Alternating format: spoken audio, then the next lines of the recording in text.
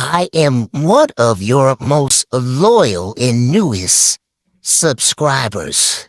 You put a smile on my freaking face. Why I Killed You TV? Keep up the good work. I love it. Love it. Love it. Guys, go ahead and make sure that you like, comment, share, and subscribe to this mofo right here. Kelly from Why I Killed You TV. All right, let's start this live right the freak now. Those of you, this is your first time here. I am Kelly, K to the E double L-I-E from Why I Killed You TV.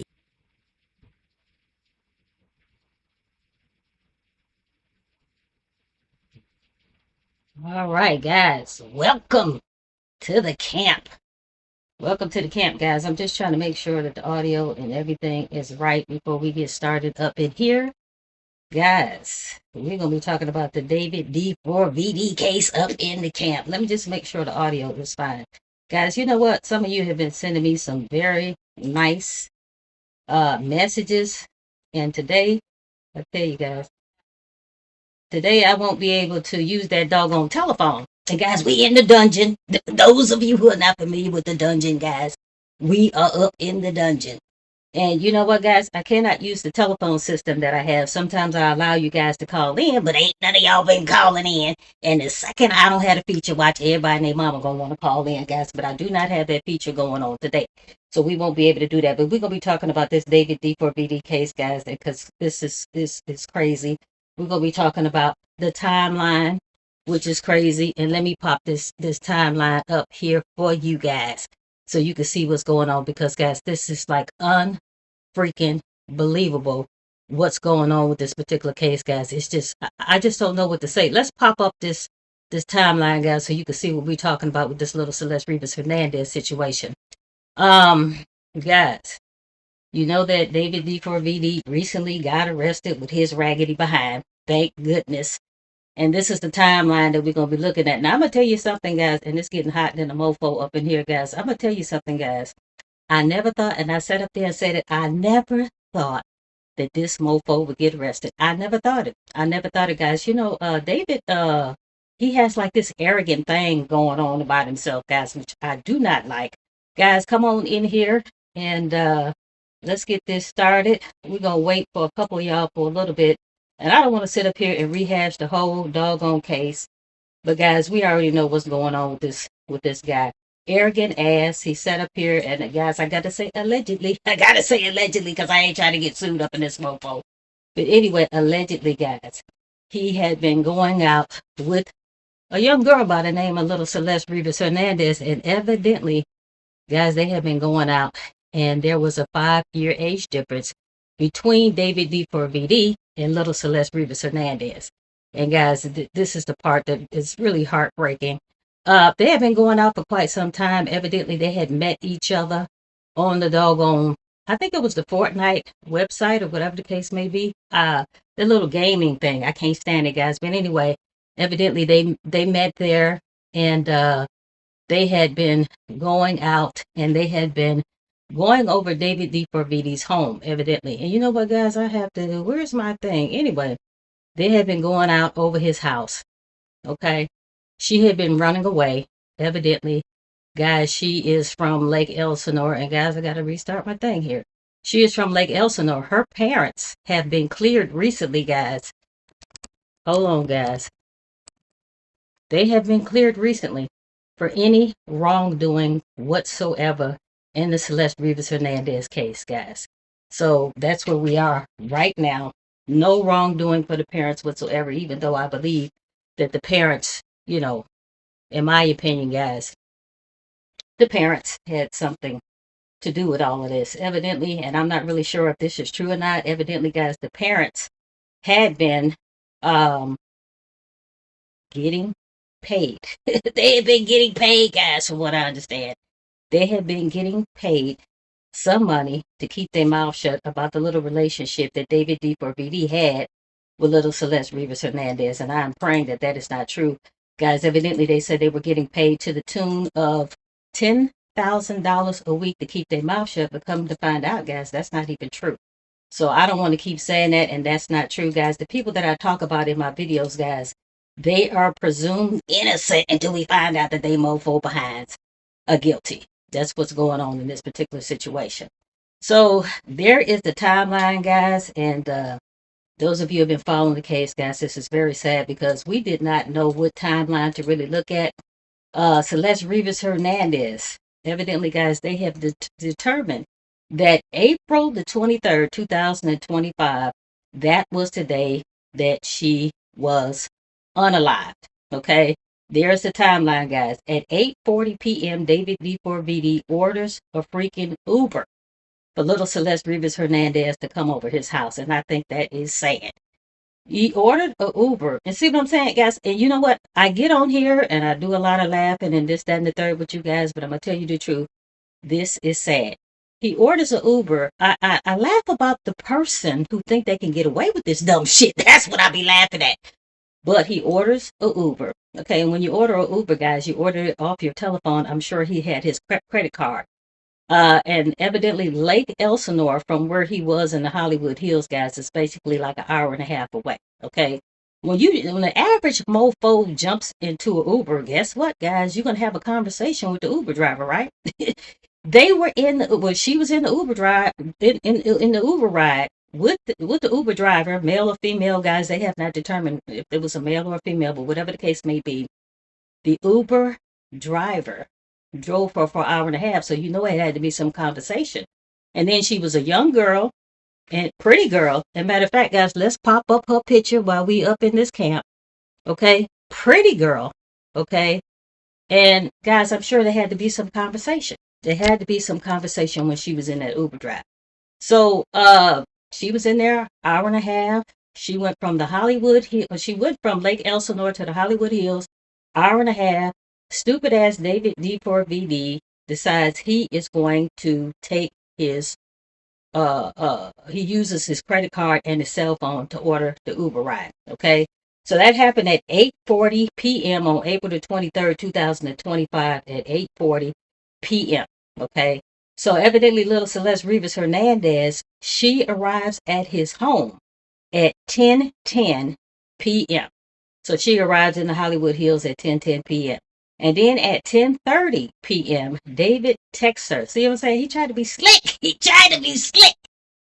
At 10:30 p.m., he texts her, "Where are you?" Knowing damn well that she had already been at the house and she had arrived in an Uber. And I'm sure the Uber driver, I'm sure they have some information on the Uber driver. They probably talked to the Uber driver. This is how this little girl looked, guys. This is the picture of her, how she looked when they first met when she was roughly about 10, 11 years old. And David is trying to sit up here and act like that she was 19 years old and she was a college student. There's no way in hell that that is possible. So to make a long story short, she was already deceased and he had the nerve to text her saying, "Where are you?" So if he texts from his phone to her phone and they're at the same location, I'm sure that's how they caught his monkey ass. Anyway, to make a long story short, guys, at 11:30 p.m., David drives away from the home. And evidently, guys, this is when he went to Santa Barbara in this remote area and he got rid of all of the belongings that he had. All of her belongings he got rid of. Okay, because he didn't want it traced back to him that she even made it to the house. Okay. Guys, everybody I talk about in my videos are presumed innocent until we find out that they monkey behinds are guilty. Guys, you have my contact information right down here. You have my email, you have my Venmo, and then you have my Cash app. So I would greatly appreciate it. And guys, please make sure to like, comment, share, and subscribe. I would greatly appreciate that. And guys, I'm not really sure, and I've said this in other videos, gonna say it again. I'm not really sure if David is going to get a whole lot of time for this particular situation because in the state of California, they got this crazy ass law, guys, that if you are found concealing a unalive body, guys, what's going to happen is all you're going to have to pay is a $10,000 fine, and then there's going to be a year in prison. That is the sad thing about this whole situation, and I am praying that that's not true. That's what I'm hoping, guys. I'm praying that that is not true. Let's check out this video, guys.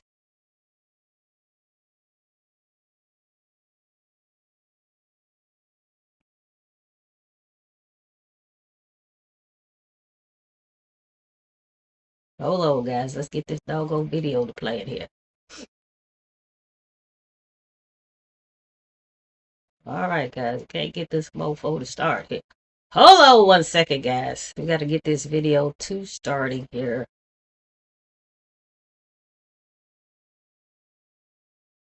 Guys, I apologize. The video does not want to start.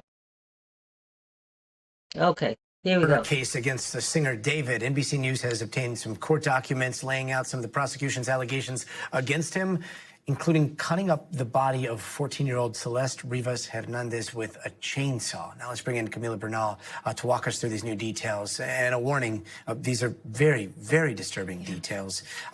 What more did we learn about today regarding the relationship between David and Celeste? Yeah, so we had talked about it on the show, and now we know that there was a sexual relationship. They met when she was just 11 years old, but they started that sexual relationship when she was 13 years old, and they continued. And prosecutors actually say they have photos, text messages that talk about the sexual relationship, abortions, Plan B. So there are a lot of details that they found in the text messages. She then at some point is reported missing by her parents, and they see that she's talking to David. And so investigators call David and tell him she's missing and she's a minor. And he says, oh, I didn't know she was a minor. They go to his house. He again says, I didn't know she was a minor. She shows up 2 days later after she goes missing. And so they continue dating. They travel together. They go to Vegas. They go to Texas together. And at some point, they break up.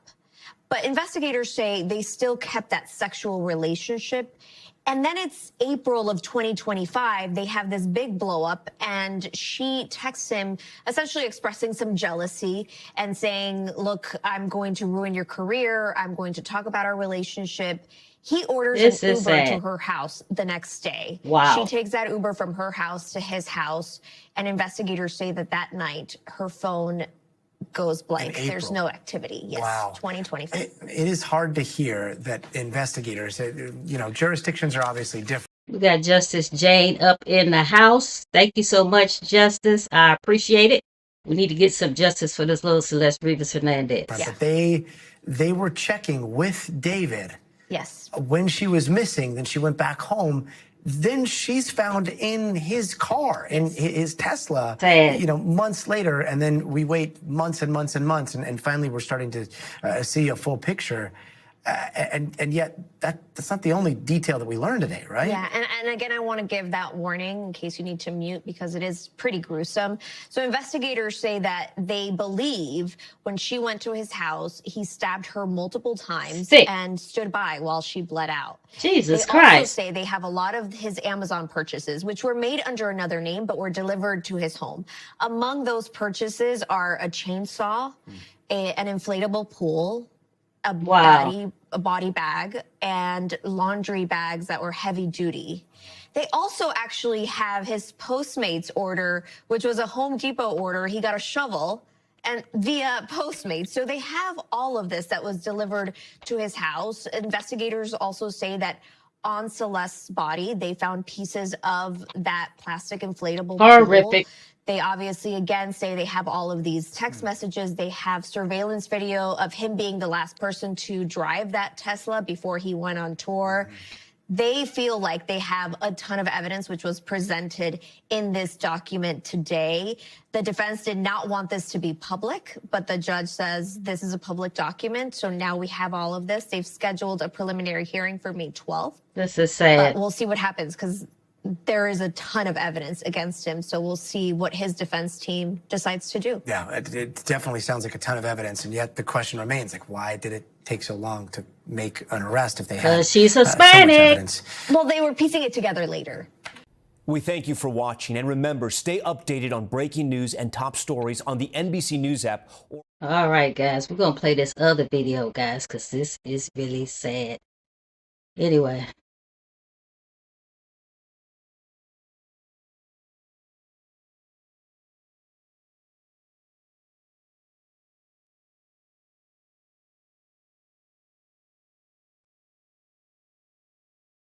New details this morning just made public in the murder case against the singer known as David. Gigi joins us now with more on what prosecutors unveiled in this new court document right away. We just want to let you know these allegations are very disturbing. They are, especially when you consider that she's basically a child. Right. Celeste She is a Rivas child. I mean, Hernandez. basically.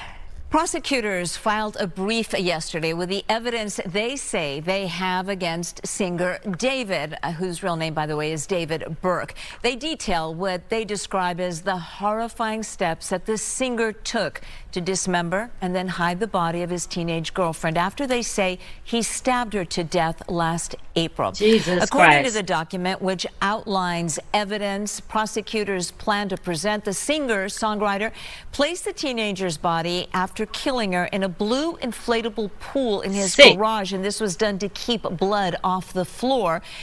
And again, this is just an allegation, but it is very difficult to hear. The DA's office says he removed her limbs. He dismembered her with a chainsaw, one of two that he had ordered online. They also say he ordered a shovel, a cadaver bag, and other materials using a fake name, Victoria Mendez, and had them delivered to his Hollywood Hills home after the murder. They say he also ordered something called a burn cage. That's to burn evidence. The decomposed torso and head of 14-year-old Celeste Rivas Hernandez were found in September inside a cadaver bag in the trunk of the Tesla that belongs to Burke. A plastic garbage bag was under the cadaver bag with her arms and legs. The prosecutors say her ring and pinky finger on her left hand, one of those fingers tattooed with Burke's name, were missing, and prosecutors say they were amputated by the singer. And tell me this. Tell me this. Okay, some of you out there are really like foggy in the brain and you think that David D4VD was framed. Okay? And guys, if you just listen, take 1 second to listen on how he amputated some of her fingers. Okay, one of the main fingers, I think he amputated 2 of her fingers. So one of the 2 fingers that he amputated, guess what? It had his damn name on it. Okay? So if he was framed, why in thy hell?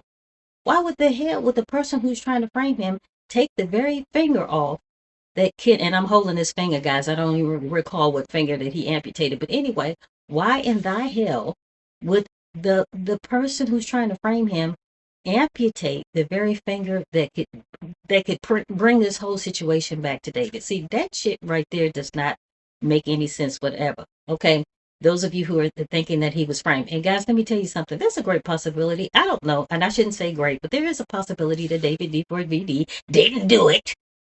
But guys, I do not believe that. I do not believe, this is in my heart, I do not believe that he did not do it. Okay, there is just too much stuff that's piled up against this fool. I really believe that David D4VD had something to do with this. Guys, go ahead and put it in the comments and let me know what you think, guys. We got to get justice for little Celeste Rivas Hernandez. Never been found. The Tesla was towed to an impound lot where workers noticed a bad odor and called police. The brief also outlines a possible motive for murder. According to prosecutors, the singer wanted to silence Celeste after she threatened to go public with their relationship.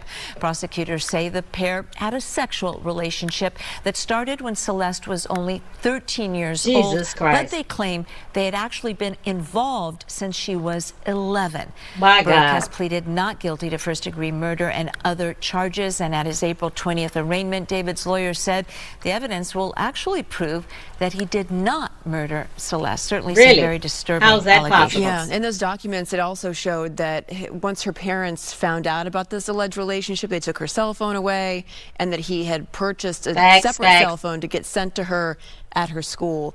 Text messages, a lot of the evidence here. What more do we know about that? Well, they say that Celeste had been reported missing, and when she returned home, her parents took away her cell phone. So prosecutors claim that singer David paid $1,000 to a student at her junior high school to give her a burner phone, a cell phone that he had bought for her, that her... Let's rewind so nobody get confused. Her parents took away her damn cell phone. Okay? And guess what?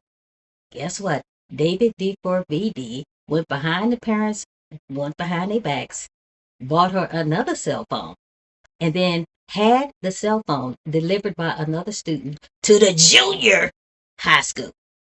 To the junior high school. So how in thy hell can you sit up here and say that you did not know she was a minor? You knew what freaking school she went to. You know she was in high school. You knew she was in college, even though you tried to sit up here and make everybody think that she was in college. You gave the money to somebody who's in junior high school, somebody who was a fellow student of little Celeste Rivas Hernandez.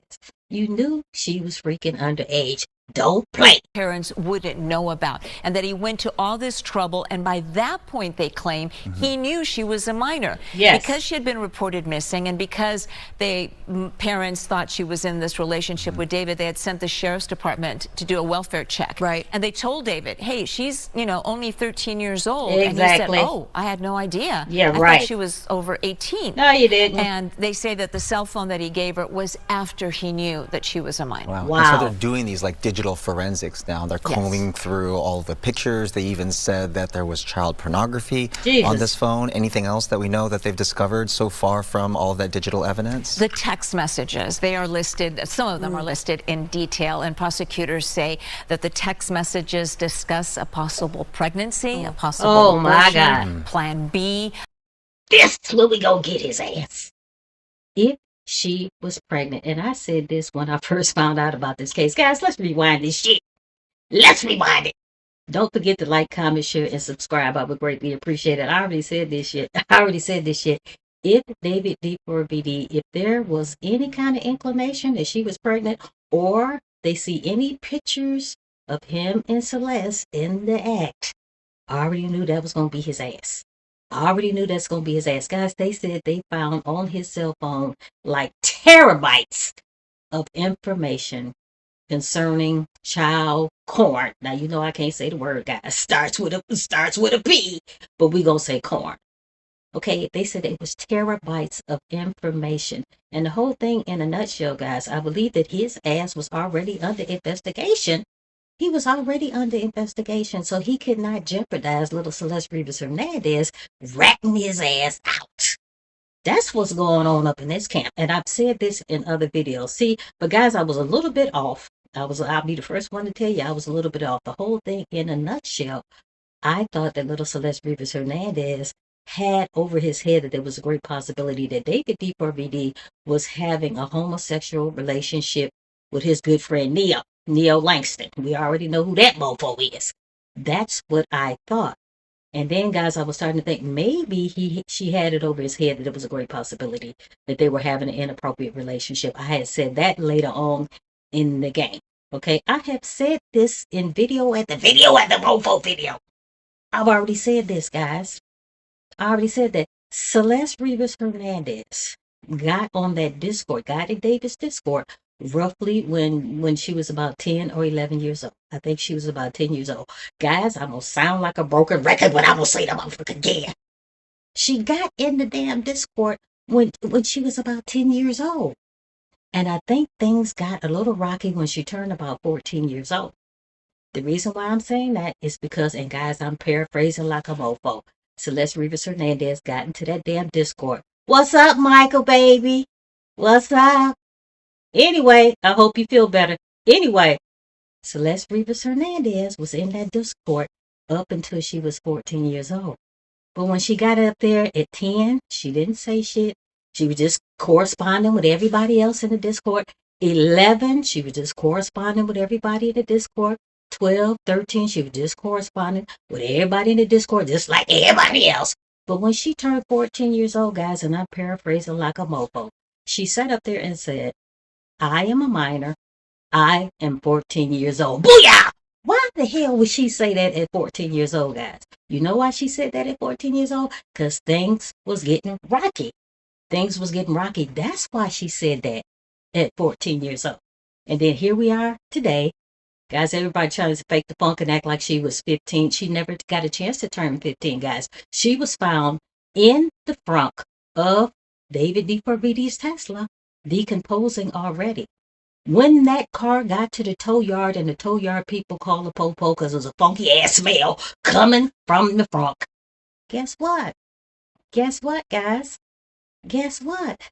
They popped that front and they found the decomposing body of little Celeste Rivas Hernandez. They found her body in the front one day after, which would have been her damn 15th birthday.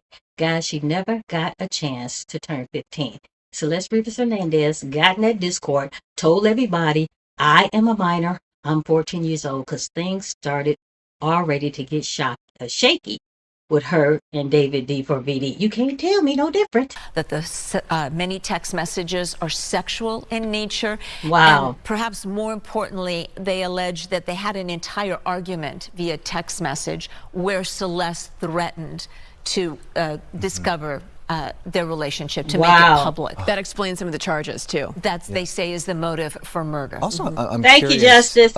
As elaborate as it was, all these steps that allegedly were taken to try to dispose of the body, like there are witnesses or other accomplices that might have also taken part in all of this. And so David D4VD is not smart enough to do this on his own. Okay, I have said this time and time again, guys. I've had the same 5 people for quite some time. I originally had 4 people, then I add another mofo on. Okay, off the bat, guys, it was David D4VD that was involved in this. We already can tell, guys, because he ordered the damn Uber. He cut off the very finger that can identify his ass. He cut it off, guys, because he wanted to hide it. And to this day, guys, they have not found that finger. Okay, his brother, Khalid, okay, because brothers and sisters are tight than a mofo. Okay, so his brother Khalid has always been one of my suspects. And then his little friend, Neo, who's also light in the ass. Okay, because I'm going to tell you what, when David D4VD, when he does go to prison, if he does, when he does go to prison, guys, he's only 5'5", 125 pounds, guys. He's going to be somebody's bitch up in there. Trust and believe. But his little friend, Neo, was also my 3rd suspect. And then my 4th suspect was his touring manager, Robert Morgan Raw. Okay, that was my 4th suspect, okay? Because that guy is just off the chain, stupid than a mofo.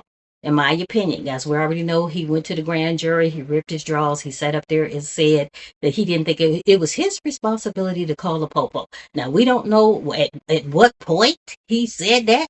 I don't know, was it not his responsibility to call a popo because he knew an unalive girl was in his client's car who was underage? Or did he just not think it was his responsibility to call a popo and say, hey, my client is dating somebody who was, underage? My fifth person would be that Josh Marshall, who was his other manager. Now, guys, I done said this before. I don't really think that Josh Marshall would do something to this magnitude, but guys, who the fuck knows? I don't really know. Justice Jane, 26, her 2 fingers left missing and her left eyeball. What the? Who does that? Guys, help me, Jesus.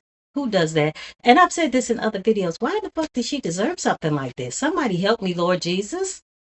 Guys, I've said this in other videos. There have been other celebrities that have done some shit like this as far as going out with younger people. But see, David's whole thing is, that cell phone with them damn terabytes on it, that's about to be his ass. You just wait and see. So, and maybe this will all come as they continue the investigation. The investigation is still very active. They're still looking for more evidence. And coming up later on Good Day LA, we'll talk a little bit about the Uber and the text messages that police say David sent to Celeste after she was already dead. All right, guys. Anyway, this is weird. This is really weird, guys. David D4VD, his ass is about to be in big trouble. Let's play this here. Where's my damn video, guys? All right, let's play it. Today, I am announcing the charges against David Anthony Burke, the musician known as David, spelled D4VD. They got his ass. In connection with the brutal and horrific murder of Celeste, a 14-year-old at that time. These charges include the most serious charges that a DA's office can bring. That is first-degree murder with special circumstances. The special circumstances being lying in wait, committing this crime for financial gain, or murdering a witness in an investigation. These special circumstances carry with it, along with the first-degree murder charge, a maximum sentence of life without the possibility of parole or the death penalty. The determination on whether or not the Let's talk about the death penalty out in California. Thank you so much, Michael. Thank you so much, Justice Jane. I greatly appreciate y'all participation up in this camp. Let's talk about the damn death penalty up in California. See, guys, those of you who have been watching me, I live in one place and I work in another. Right now, I'm in California as we speak, but guys, I am from Texas. I live in Texas. Okay, the governor out here does not believe in the doggone. I mean, he's going to be, if allegedly, if this happens, guys, he might get the death penalty, but guess what? That's just a death penalty on a piece of paper. This motherfucker is not going to be executed. He is not going to be executed up in Mr. D. Thank you so much for participating. He is not going to get the damn death penalty up here in California if we have the same damn governor. Okay, but guys, if somebody else is reelected and they believe in the death penalty, David D4VD's ass is going to be in trouble as we speak right now. Anyway, Michael's in Northern California. Guys, I'm in Northern California as well, not Southern, unfortunately. But anyway, to make a long story short, ain't shit gonna happen to David D4VD with this governor that we have right now. So what? He gets the death penalty. So what? What does that mean? That means absolutely nothing. Okay, guys, I really, and you know, I'm all about an eye for an eye up in this camp. I don't know what y'all believe, guys. Put it in the comments, guys. Make sure you go ahead and like, comment, share, and subscribe. I would greatly appreciate it. But anyway, guys, I'm all about the damn eye for an eye. Okay, you did that to this little girl. Your ass got to go up in this camp. Guys, put it in the comments and let me know what you think about this situation. District Attorney's Office will seek the death penalty. Will be Get his made ass at a later time. Before I get into the actual charges, and there are additional charges against Mr. Burke, including continuous sexual acts, lewd and lascivious He's sexual a sicko. acts. What's up, Michael? An individual under 14 Mr. years D. old, and mutilating a human remains of a body. Sick bastard. Before I get into the description of these charges and their seriousness, I want to look at this as a parent. I am a parent of 3 children, and a parent's nightmare is a situation where your daughter goes out one night and never comes back. As we will show in a court of law, and what I also want to make sure about that the understanding of these charges is clear, is my description of these charges is not evidence that we are going to present. Thank you so much, Michael. Michael always come up in this camp and donate. Okay? Thank you, Michael. Appreciate it. Thank you, Michael. I greatly appreciate it. Guys, let's get back to the video. In court. These charges, in fact, will not be evidence in the court. Evidence will be the witness testimony, the documents, and different types of admissible testimony. This is when they called his ass. Will admit into court in the prosecution, and if it leads to the eventual trial of Mr. Burke, to convince a jury of 12 people beyond a reasonable doubt that each and every one of these charges is true, as well as the special allegations and circumstances that have been alleged. Now, back to this being a parent's nightmare. On April 23rd, 2025, has been alleged by the complaint, Celeste, a 14-year-old at that time, went to Mr. Burke's house in the Hollywood Hills. Yes. She was never heard from. Break it down. On September 8th, 2025, as alleged in the complaint, Miss Celeste remains, her dismembered and decomposed remains were found in 2 bags inside of a front trunk of a car registered to Mr. Burke. And see, that's the thing. She was found in the front of a Tesla that was registered to David D4VD. And then his monkey ass in the beginning had nerves. Oh, the car was stolen. I didn't know what happened. His ass was on tour, and that's the excuse that he gave us, okay? Then when he saw we wasn't feeling that shit, he turned around and said, oh, well, I sold the car, but I didn't have a chance to transfer the title, okay? What does not make any sense, if that is true, David, that you sold the car and you didn't have a chance to transfer the title, why is the car still being driven around in several little areas around the damn mansion that you're renting out? Okay, that home used to belong to Holly Berry. Okay, it no longer belongs to Holly Berry. Okay, and they said his final plan, which I thought was goofy than a mofo, his final plan, after he finished cutting her up in the damn garage, guys, he ordered 2 chainsaws. So first of all, why in the double boo-boo you need 2 chainsaws? Only one of y'all cutting her up. See what I'm saying, guys? There's no way in hell he could have did this by himself. Okay, so evidently you ordered 2 chainsaws, and then you ordered a kitty blow up pool, or whatever the case may be, so you can contain the blood. And I'm sorry, guys, if we're getting a little graphic. I'm gonna tell you something, guys. I do not like to report on kids. That shit turns my stomach. Anyway, so you had the 2 chainsaws, you had the blow up little pool, and then, guys, they said you had some garbage bags, and then you had a cadaver bag. Okay, and your final idiot ass plan was to, after you finished cutting her up, you left the blood in the pool in some kind of way. You drained all of that blood. You put her in the cadaver bags, and then you put her in the trunk of the Tesla, and then you took the Tesla out of the Deanna, baby, what's going on? Deanna Roberts in the house, guys. Anyway, you took her body from the pool, put it in the cadaver bags, and then your ass turned around, and then you put her in the front of the Tesla. You took the Tesla out of the damn garage, and then you parked it on the street because you thought the heat, the elements, was going to make her decompose anymore. Yeah, I mean, even further. The whole thing in a nutshell, that's on idiot mode. Because it gets hotter to me, in my opinion, guys. Put it in the comments and let me know what you think. But to me, it gets hotter.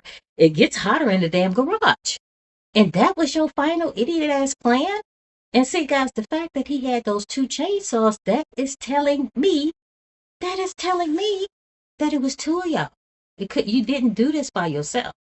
And then, guys, somebody said, TMZ said that after he unalived her, he stabbed her 2 times in the liver. Guys, those of you who are not familiar with the liver, you get punctured in the liver. That's your ass. That you better put some pressure on that mofo. Guys, the liver helps you clot.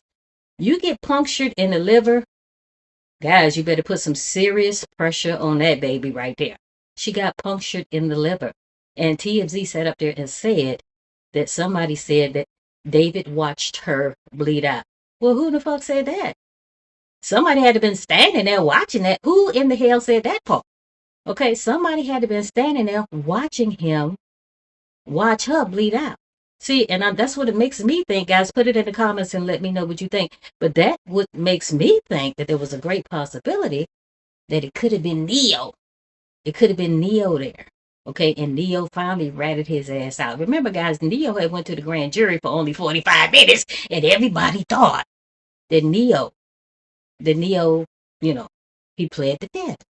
He was only up in there for 45 minutes, but come to find out, I don't know, him and Neo are not friends anymore. Allegedly, gotta do the fingers. Guys, my videos that I make are for educational purposes and educational purposes alone.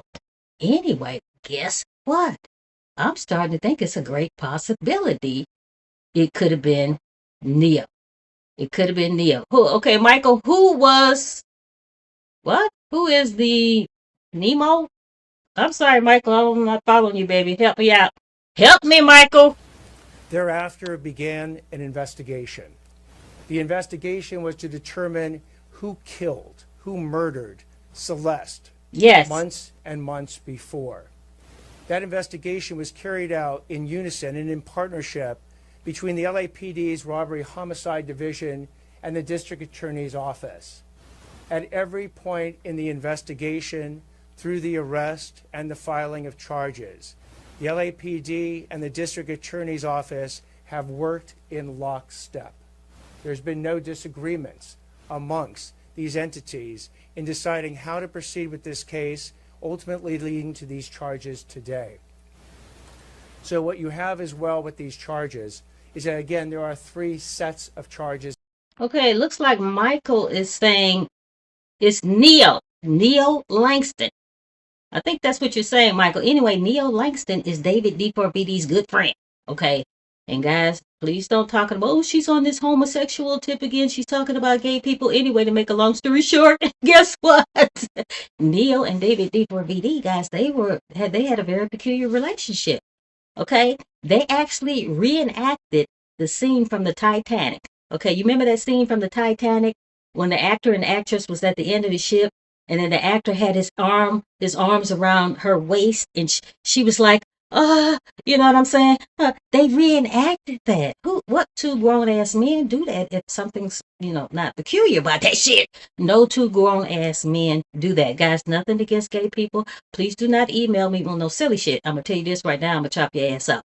Guys, I have some cousins that's gay. I got good friends that's gay. Some of my co-workers is gay. Guys, I love all people. I don't give a damn, gay, straight, whatever the case. Guys, but the whole thing in a nutshell, David is trying to make us think that he's straight.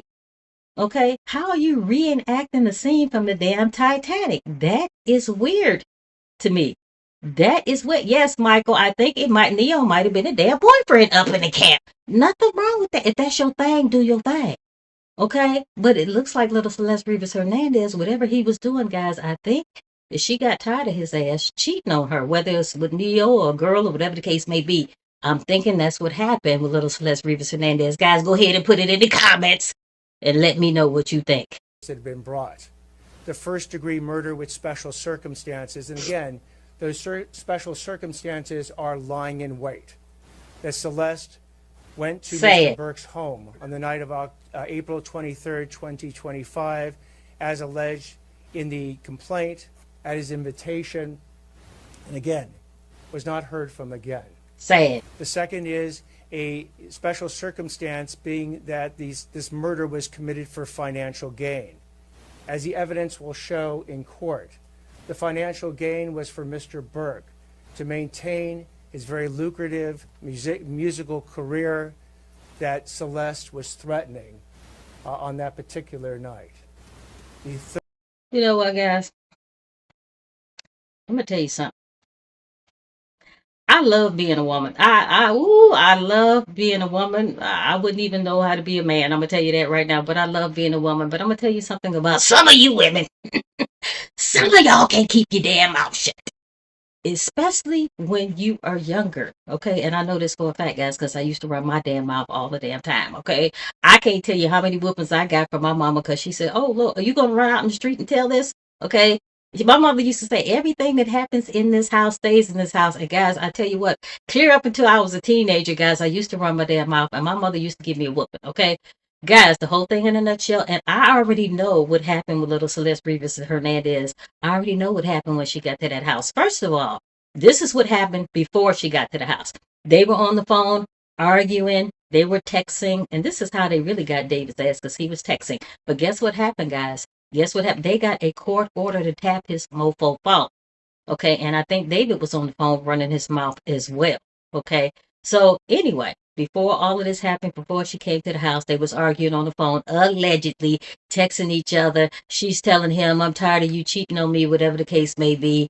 And she's telling him, yeah, I'm gonna tell the popo what's going on, and that's gonna be the end of your career, blah blah blah blah blah. And then somehow he flipped it on her ass. Come on, baby, don't do that. Come over to the house. Let's talk it over. I'ma send an Uber for you, because guys, he could not, even though he had been to Lake Elsinore before in the very same Tesla, that little Celeste Rivas Hernandez. In the very same Tesla that she was found unalive in, he used to go to Lake Elsinore and pick her ass up in that very same Tesla. But he couldn't do that night, because guess what? He knew he was going to unalive her, okay? Laying in wait, okay? Anyway, guys, he was waiting for her in the cut. For those of you who do not understand what the hell I'm saying, he was waiting for her ass. So they got to talking. I'm tired of you cheating on me. Blah, blah, blah. They texting, arguing, back and forth. He talks her in to getting in the damn Uber. That's right, Deanna. That's right. Listen to Deanna, guys. Anyway, so he talked her in to getting in the Uber. Oh, come on, baby. You know you're the only one for me. I'm sorry. Blah, blah, blah. This, that, and the third. She got into the damn Uber. See, his dumb ass mistake. His mistake was you ordered the Uber on your damn cell phone, and the cell phone had your credit card number on it. And then she lived an hour and a half away. So, you know, she was probably in the doggone Uber running her mouth. Yeah, I'm going to see my boyfriend. We're breaking up or whatever, but he wants to talk to me one last time. Little does she know that was going to be the last time. So he was already pissed off before she left the house because she's already threatening him. Okay, if you was already threatening him, why would you jump your ass up into the Uber? Make it make sense, Jesus, please, somebody. You do not go over the motherfucking house after you had threatened his ass. Okay? She jumped in the Uber. She's crying to the Uber driver. She makes it to his house. Okay? His dumb ass probably met her at the door. Okay, so now the Uber driver done seen his ass. Okay? Gives a little hug. Come on, babe. They said she wasn't even at that house for 20 motherfucking minutes before he unalived her. Okay? She probably got to the house. He was thinking, okay, I'm not sure if I want to unalive her or not. Okay, but she still kept running her mouth because that's what young girls do. They can't keep their fucking mouth shut. And some old bras do that shit too. Don't know when to keep your damn mouth shut. So she kept running her mouth. Once she got there, even though he was like on the fence, should I unalive her or not? And she kept running her mouth, kept threatening his career. Okay, this young boy, he was not arriving in the music industry. He had already arrived. He was there. He was making billions of dollars. Damn, guys, that mansion that he was living in, he was paying $20,000 a month to live there. Okay, he had already arrived. Okay, so he got scared that this little motherfucker go tell the popo. But he was already under investigation for some other shit.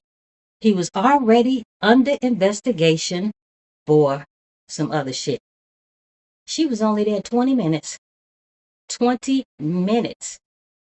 Stabbed her 2 good times. Once in the liver. She dropped to the floor. She bled out. And somebody saw it. Somebody saw it. Who could have been? Guys, tell me who saw that. Tell me who David's not going to sit up there and say, I watched her bleed out. TMZ or somebody, the Popo, somebody, FBI, somebody said that somebody saw her bleed out. Third charge, in addition to lying in wait and for financial gain, is murdering a witness to an investigation. In this particular case, as the evidence will come out in court, the witness to the investigation break it down was Celeste. And the investigation was into the lewd and lascivious sexual acts committed by Mr. Burke that is the subject of count 2 of this complaint. Jesus Christ. With Celeste while she was under 14 years old. A baby. Come on now. I had the chance to meet with some of the family members of Celeste. Say it. And their grief is uncalculable as to what happened to their daughter. What they have demanded, what we have assured them that the district attorney's office working with LAPD would give them is the proof beyond a reasonable doubt on who this is so sad killed their daughter, on how their daughter was killed, when their daughter was killed, and bring that killer to justice. Bring him to justice. That killer that we have now charged is David Anthony Burke. Booyah! Got that ass. We will have questions after I speak and Chief McDonald speaks. At this point, I invite Chief McDonald to speak. Thank you, Michael. Y'all see what Michael said. I love me some Michael. I love me some Michael. I love Deanna, guys. They always up in the camp. Guys, go ahead and hit that notification. The whole thing in a nutshell, guys, why did this little girl have to be, why did you have to do her like that? Okay, and I've said this in other videos, guys. This ain't David D4VD's first rodeo doing some shit like that. This is not your first rodeo, sir. You don't start off to this magnitude doing somebody like this, to this magnitude, buying us chainsaws, getting a swimming pool, chopping her up, taking her fingers. You don't start off like that. You have done this before.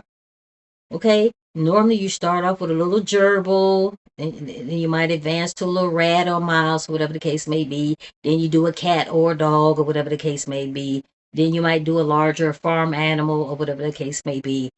But you don't start off out the gate doing this. You done this shit before. Not to this magnitude. Then this motherfucker turned around the next day and had a party at the house, okay? And people who were at the party was smelling a funky ass smell. Now, Neo was also there too, and he was complaining about the smell, but I'm thinking, was Neo just complaining about the smell to try to fake the funk? Okay, I'm not really sure what happened, but I am thinking that Neo might have been faking the funk. Okay, but this is not David D4VD's first time, and I forgot to mention Mr. D is always up in the house. Mr. D12, I greatly appreciate you too as well. Don't want to forget you. That's for damn sure. But anyway, my whole thing in a nutshell, that is not his first time doing this shit. Thank you very much. Good morning, and thank you all for being here. I want to begin by expressing my deepest condolences to the parents of Celeste Rivas. No parent or any human being should have to endure what you've gone through. Today, alongside D.A. Hockman and our partners at the L.A. County District Attorney's Office, and thanks to the tireless and hard work of our investigators at the LAPD, we're announcing the arrest and prosecution of David Burke for the murder of 14-year-old Celeste Rivas. Good. Throughout the 7-month investigation, this department has faced criticism for how we handled the case and for our decision not to provide details. I want to be clear about something. My duty is not to fuel speculation, it's to deliver justice, and that requires patience and discipline on everybody's part. This investigation was driven by a single purpose: to secure justice for Celeste Rivas and for those who loved her. We had to be certain that nothing we did or said would ever jeopardize this case. Before we go any further, so the homeowner of the property that David D4VD, that property he was renting out, guess what happened? The homeowner, I guess they thought the LAPD was moving slow to the mofo. So the homeowner hired this private investigator by the name of Steve Fisher. Now, I'm going to tell you something, guys. I do not like talking bad about the police. Okay, I have said this in video after video after video. Okay, number one is, guys, I have family members that are the popo. Okay, my ex-husband was the chief of the popo. We're not going to say what state, that ain't none of your damn business. But anyway, guys, I don't like talking bad about the popo. But I will say that I believe that the LAPD might have dropped the ball. Now, when I talk about might have dropped the ball, evidently, guys, there was a house directly across from where David D4VD was renting. Okay? A house directly across from where David D4VD was renting. And guess what? They had cameras up to chingy chang. And guess what? Guess what? The police knew that they had cameras up there. And I guess the people across the street said, hey, come and get these cameras, whatever. It might be a wealth of information on the Volvo. And guess what? Guess what? They never came back. The popo never came back to get that video footage. My whole thing in a nutshell, where in the hell is the video footage from the damn Tesla? That's what I want to know. Guys, when that comes out, I don't know if the LAPD is just sitting on that information or whatever the case may be. When that video footage comes out, that's going to be David's ass for sure. If it was indeed him. Now, Steve Fisher recently said he has confirmed, allegedly, that it was David D4VD that actually drove that car and parked it right outside of that damn mansion. That he was the last one who parked the car and got on that damn tour bus and went on the tour. They said, this is what Steve said. It was indeed David D4VD. Now, guys, I have said this before. Steve Fisher said that whoever jumped on that tour bus after getting out the car, evidently they put some kind of, one of those Christmas tree refreshers or whatever, which that shit gives me a headache. I don't know why. The air freshener. Evidently, they had put the air freshener in the car because they probably knew that little Celeste Rivas Hernandez unalive body was in the front. Okay? And then David D4VD hopped out the car and got on the damn tour bus. What's going on? Deanna, what did you say? Oh, he had the cameras above the front door. Yes. Anyway, to make a long story short, guys, that person jumped on the tour bus, and Steve Fisher said that they were having whoever did that, whoever was the last person before he said it was David D4VD, they were wearing some very distinctive clothing. Guys, I'm from a different generation than a lot of you guys. And distinctive clothing to me is that shit where your shirt is so big, your pants is hanging down, you can see your drawers, this, that, and the third. You got holes all in your pants, whatever the case may be. That is distinctive clothing to me. And the only people who wore distinctive clothing, in my opinion, was David D4VD, his little brother Khalid, okay, Neo's little tiny ass, okay, and then his manager, not Josh Marshall, but his manager Robert Morgenroth, because Robert wore some very distinctive clothing, even though he tried to fool us ass. He tried to fool our asses, guys, when he went to the grand jury. The motherfucker had a damn suit and tie on, but that's not how he really dresses. So when I said, when Steve Fisher said that the last person who got out of that Tesla and went on the tour bus after parking the Tesla, I knew it had to be one of those four. And he finally said that it was definitely David D4VD. Ms. Rivas was a reported runaway from Riverside County. During the course of our investigation, detectives learned that she had been involved in a sexual relationship with Mr. Burke when she was a minor and he was an adult. On April 23, 2025, Ms. Rivas arrived at Mr. Burke's home in the Hollywood Hills. That's the last time she was known to be alive. Sick. On September 8, 2025, Ms. Rivas's dismembered and badly decomposed body was discovered in the front trunk of Mr. Burke's impounded Tesla. From that moment forward, our investigators faced an extraordinary, difficult, and complex case. The condition of her remains delayed the medical examiner's ability to be able to determine cause of death. The substantial amount of time that passed between her death and the discovery meant that crucial evidence had degraded or disappeared. And you know what, guys? The thing that really hurts my heart, it really hurts my heart, guys, that her mother had to identify Celeste Rivas Hernandez from a tattoo that was on her finger that said, shh, okay? David and Celeste Rivas Hernandez had the same little tattoo that said, shh, on it. Each one of them had that same damn tattoo. Okay, so that is the only way that you could recognize your baby. And of course, guys, they did some dental records too. Is the shh tattoo. Guys, don't that just hurt your stomach? That really turns my stomach just listening to that. That's how you have to identify your child from a shh tattoo. And what the hell did that really mean? Shh, shh, keep our relationship a secret or whatever the case may be. I don't understand it. But evidently they said Celeste Rivas Hernandez had another tattoo that had David's name on it. That's why I knew his ass wasn't framed. He wasn't framed, guys, because he made sure he cut off that finger that had David on it. Just in case they did find her remains, that they would not find that damn finger. That's how I know he wasn't framed. He was trying to hide that shit.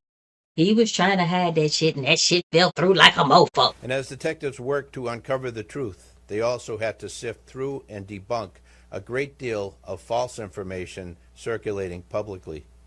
These challenges were real, and they required patience, precision, and an unwavering commitment to the facts. This is sad. Despite these obstacles, and despite intense public pressure, our Robbery Homicide Division detectives remained steadfast in their duties. They recovered and analyzed a substantial amount of digital and forensic evidence. They stayed focused, disciplined, and committed to y'all did y'all thing on this one. Their work, in close collaboration with the District Attorney's Office, has brought us to this moment today. I want to thank the District Attorney and his team, as always, for their partnership. This case demanded coordination, persistence, and a shared commitment to justice. Also, thank you to our media partners for showing up today and for sharing this important message with the public.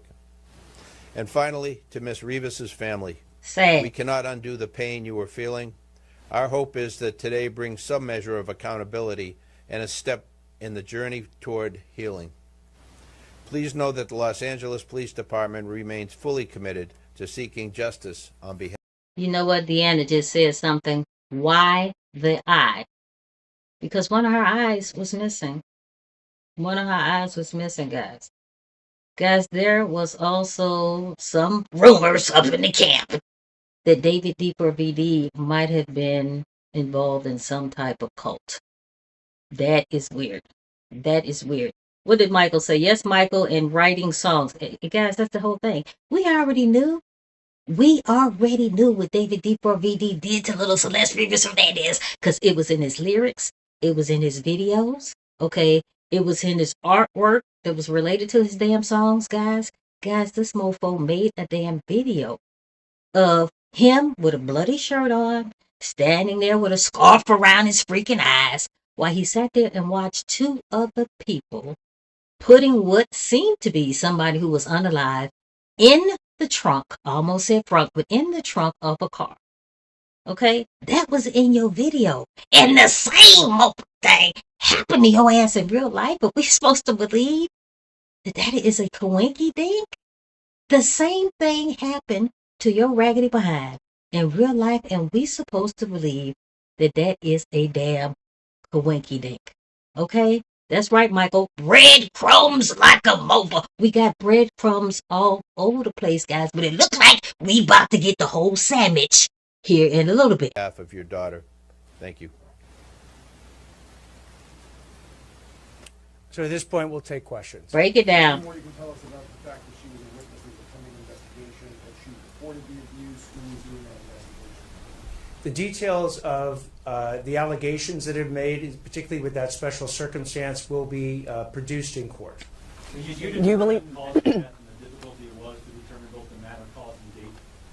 So with respect to the coroner's report, we will be seeking quite quickly to provide an order to the court that now allows the coroner to release that report to the public. Do you believe that he acted from the BBC between the finding of the body of Celeste's body or her remains? Why has it taken so long for an arrest to be made? Exactly. I think the police chief got it right, that in a situation where you don't have an eyewitness account, or we can't point to a video that shows the killer killing someone, you have to go through the very rigorous and thorough investigation to look at all the digital and forensic evidence. You have to speak with witnesses, often who are cooperative, and some who are not cooperative, in order to obtain all the information necessary to decide who did what, when, how, and what their mental state was at the time. That is what we've been... Okay, that's some bullshit. That's some bullshit. Because if this little girl had been a Kennedy, if she had been a Kennedy and not a little Hispanic girl from, well, her family's from Lake Elsinore, but guys, she was born here in the United States. But anyway, same thing. If this little girl, if little Celeste Rivas Hernandez if she was a Kennedy, guys, they would have caught his ass. They would have caught his ass before he did it. Okay, the Kennedys don't fuck around. Okay, but due to the fact, guys, that she was a young, poor little girl from Lake Elsinore, this shit took longer than what it had to be. And I'm going to tell you something, guys. A lot of you talk about, oh, Lake Elsinore is not a poor area, guys. Let me tell you something. One of you actually messaged me and said her family was making $100,000 a year. Booyah! That ain't shit. In California, guys, that $100,000 is not shit. Hell, ask Michael. Michael will tell you. Michael, tell them. $100,000, guys, that's not shit in the state of California. So yes, she was living in a poor area in Lake Elsinore, guys, and I don't know how her family was able to afford the house that they were living in. I don't know if they were renting or whatever the case may be. But guys, you cannot tell me that little Celeste Rivas Hernandez wasn't a poor young girl, and that's the reason why it was taking so long. That's the reason why, guys, let's call a thing, guys. Put it in the damn comments. Let's call a thing. That's the reason why it was taking so long. Because this was a poor young girl in Lake Elsinore, and evidently the people in that community, guys, they rallied around her ass and her family and said, y'all need to find this motherfucker. Okay, guys. Anyway, Deanna, what? You think he gonna? Okay, guys, this is crazy. Guys, do you think that David D4VD is gonna do some type of plea deal? I'm not really sure.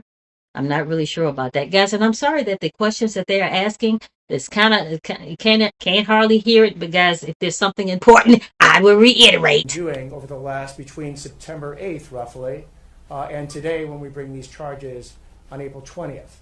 So again, it's a type of case that you want to make sure you get maximum information. And by the way, if there's anyone out there that has material information about this particular murder or any other actions taken by Mr. Burke, please come forward to the Los Angeles Police Department, come forward to the LA County DA's office, and report that information. Mr. Hochman, there are other people who were aware of this relationship. Is it possible that you will be arresting other people within his circle? And did will you do it? Again, with respect to whether or not there's any other individuals.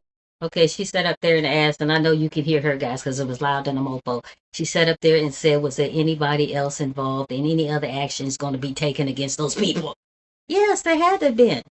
Okay, there had to have been. David D4VD, guys, they said this motherfucker had parties over at the house all the damn time, so you cannot tell me that somebody didn't know something. Okay? And even that little weird-ass friend that he has, little female friend that he has, Asia Collins, okay, who's supposed to be a damn model. Anyway, she ain't even a damn model citizen. To make a long story short, you guys, somebody knew something, not just David D4VD by himself. Okay, and this motherfucker was only 5'5", 125 pounds. How the hell he do all of this by himself? And the fact that and this is the thing, guys, he purchased 2 saws, chainsaws, right? But they said only one was used. Now, there was one that was found by the private investigator, Steve Fisher, that was found in the garage and it had never been used. And then also, guys, there was a bird cage that was delivered to the home. And they said people used some, evidently whoever, in a fake name, okay, they said whoever ordered that bird cage, guys, was sitting at the house. It had never been open. Okay, so that was making me think it was a great possibility. Is that the reason why David D4VD took his monkey ass to Santa Barbara in the middle of nowhere in a remote area? Evidently, they said that he was disposing of her belongings, her passport, her IDs, this, that, and the third. I'm not really sure why he was out there, but I was thinking, is it a great possibility that he was out there because he was going to possibly take little Celeste's unalive body that was decomposing already in the trunk of the damn Tesla in that burn cage, and he was going to burn her, finish her off out there. That's what I was thinking. Okay, because you cannot burn waste. And I'm not saying little Celeste Rivas Hernandez was waste, but you cannot burn stuff in the Hollywood Hills. Guys, let's get them freaking likes up in the camp. Like it, guys. Please do that for me. Guys, that helps with the algorithm. Please help me out with that, guys. Go ahead and like, comment, share, and subscribe. I would greatly appreciate it. But I was thinking, put it in the comments, guys. I was thinking that's why he was out there in Santa Barbara. And they said it was definitely David D4VD because he took his stupid ass cell phone out there. Okay? He's doing a lot of stupid shit with the cell phone, guys. Taking all those pictures, and evidently there's some videos on the cell phone of other children. Guys, this shit is weird. This shit is weird. I'm just praying that all this shit sticks. Because, guys, they said it was terabytes like a mofo on the doggone, on the phone. It was some children on the damn phone, guys. That makes my stomach hurt just talking about this shit. Or we're going to take any other actions. You will know about them if we do, but at this point, I'm not commenting. Do you believe that you know how she was killed, beyond it being homicide? This is sad. The coroner's report will be released shortly. Because it is not currently released, I'm not going to be commenting. But was it determined, not that, if you won't say what it was, but has it been determined how she was killed, beyond it being homicide? The coroner has made a determination on how Celeste died, and at the point that the coroner's report becomes public, we'll be able to comment. Was there a specific breakthrough last week? Is there physical evidence that ties David to this murder?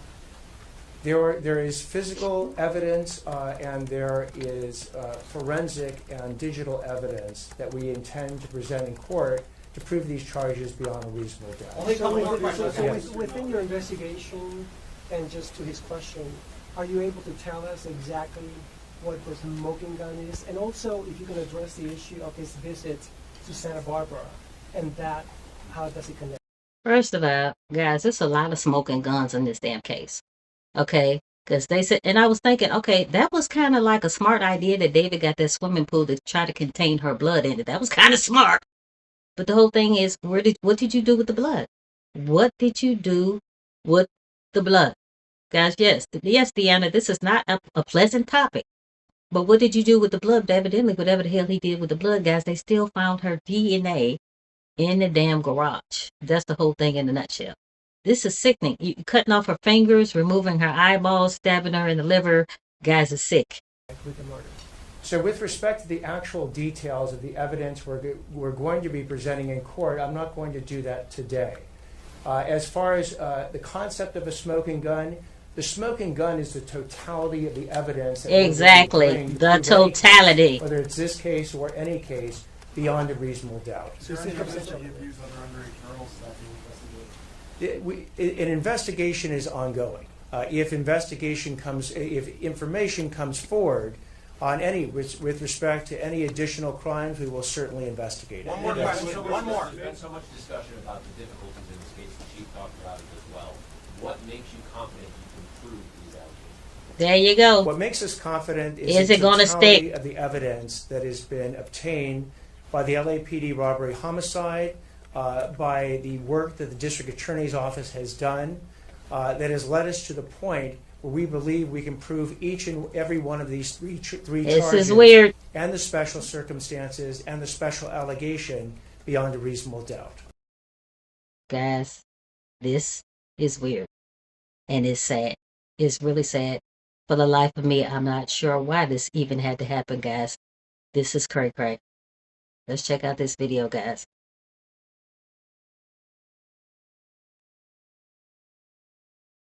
D4 VID. D4. Very creative. I love this guy. I love these artists, so creative in their pursuits. He is supposed to have a preliminary hearing. I don't know why Blair Burke is insisting on this preliminary hearing, quite honestly. It is an opportunity to showcase the evidence from the state's perspective, right? You can waive this hearing. And in his case, I would have suggested they do that because there's so much to unpack here.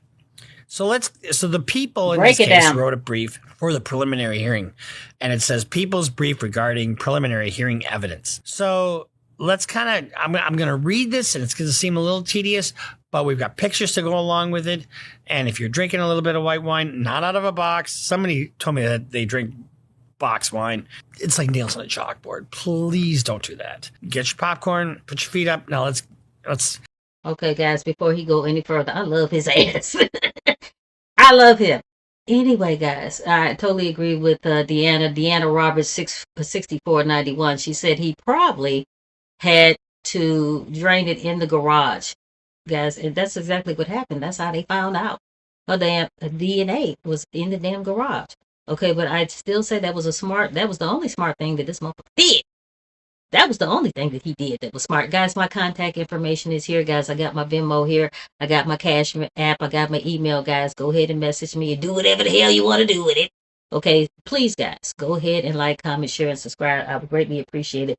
Guys, I need to refresh this damn screen here before we go any further, guys, because, let's see here, guys. 21 likes? Are you kidding? Come on, guys. Let's crank that mofo up. This is grab your pencil and your notepad, and let's kind of go through the evidence here. One of the things you do in a brief is you start out with the background, and you do the background. So the dismembered body of a 14-year-old Celeste R was discovered in the defendant's Tesla Model X on September 8th, 2025. The vehicle had been towed 3 days prior from 1405 Bluebird Avenue, which was parked only 400 feet from the defendant's home at 1368 Doherty Place in the Hollywood Hills. Surveillance video and other evidence confirmed the defendant was the last person to drive the vehicle on July 29th before he left for Los Angeles on a concert tour. It was just parked around the fucking block from his house. Why would that be? I don't know. Methinks there might be fuckery afoot. On September 8th, 2025, the manager of the... Woo!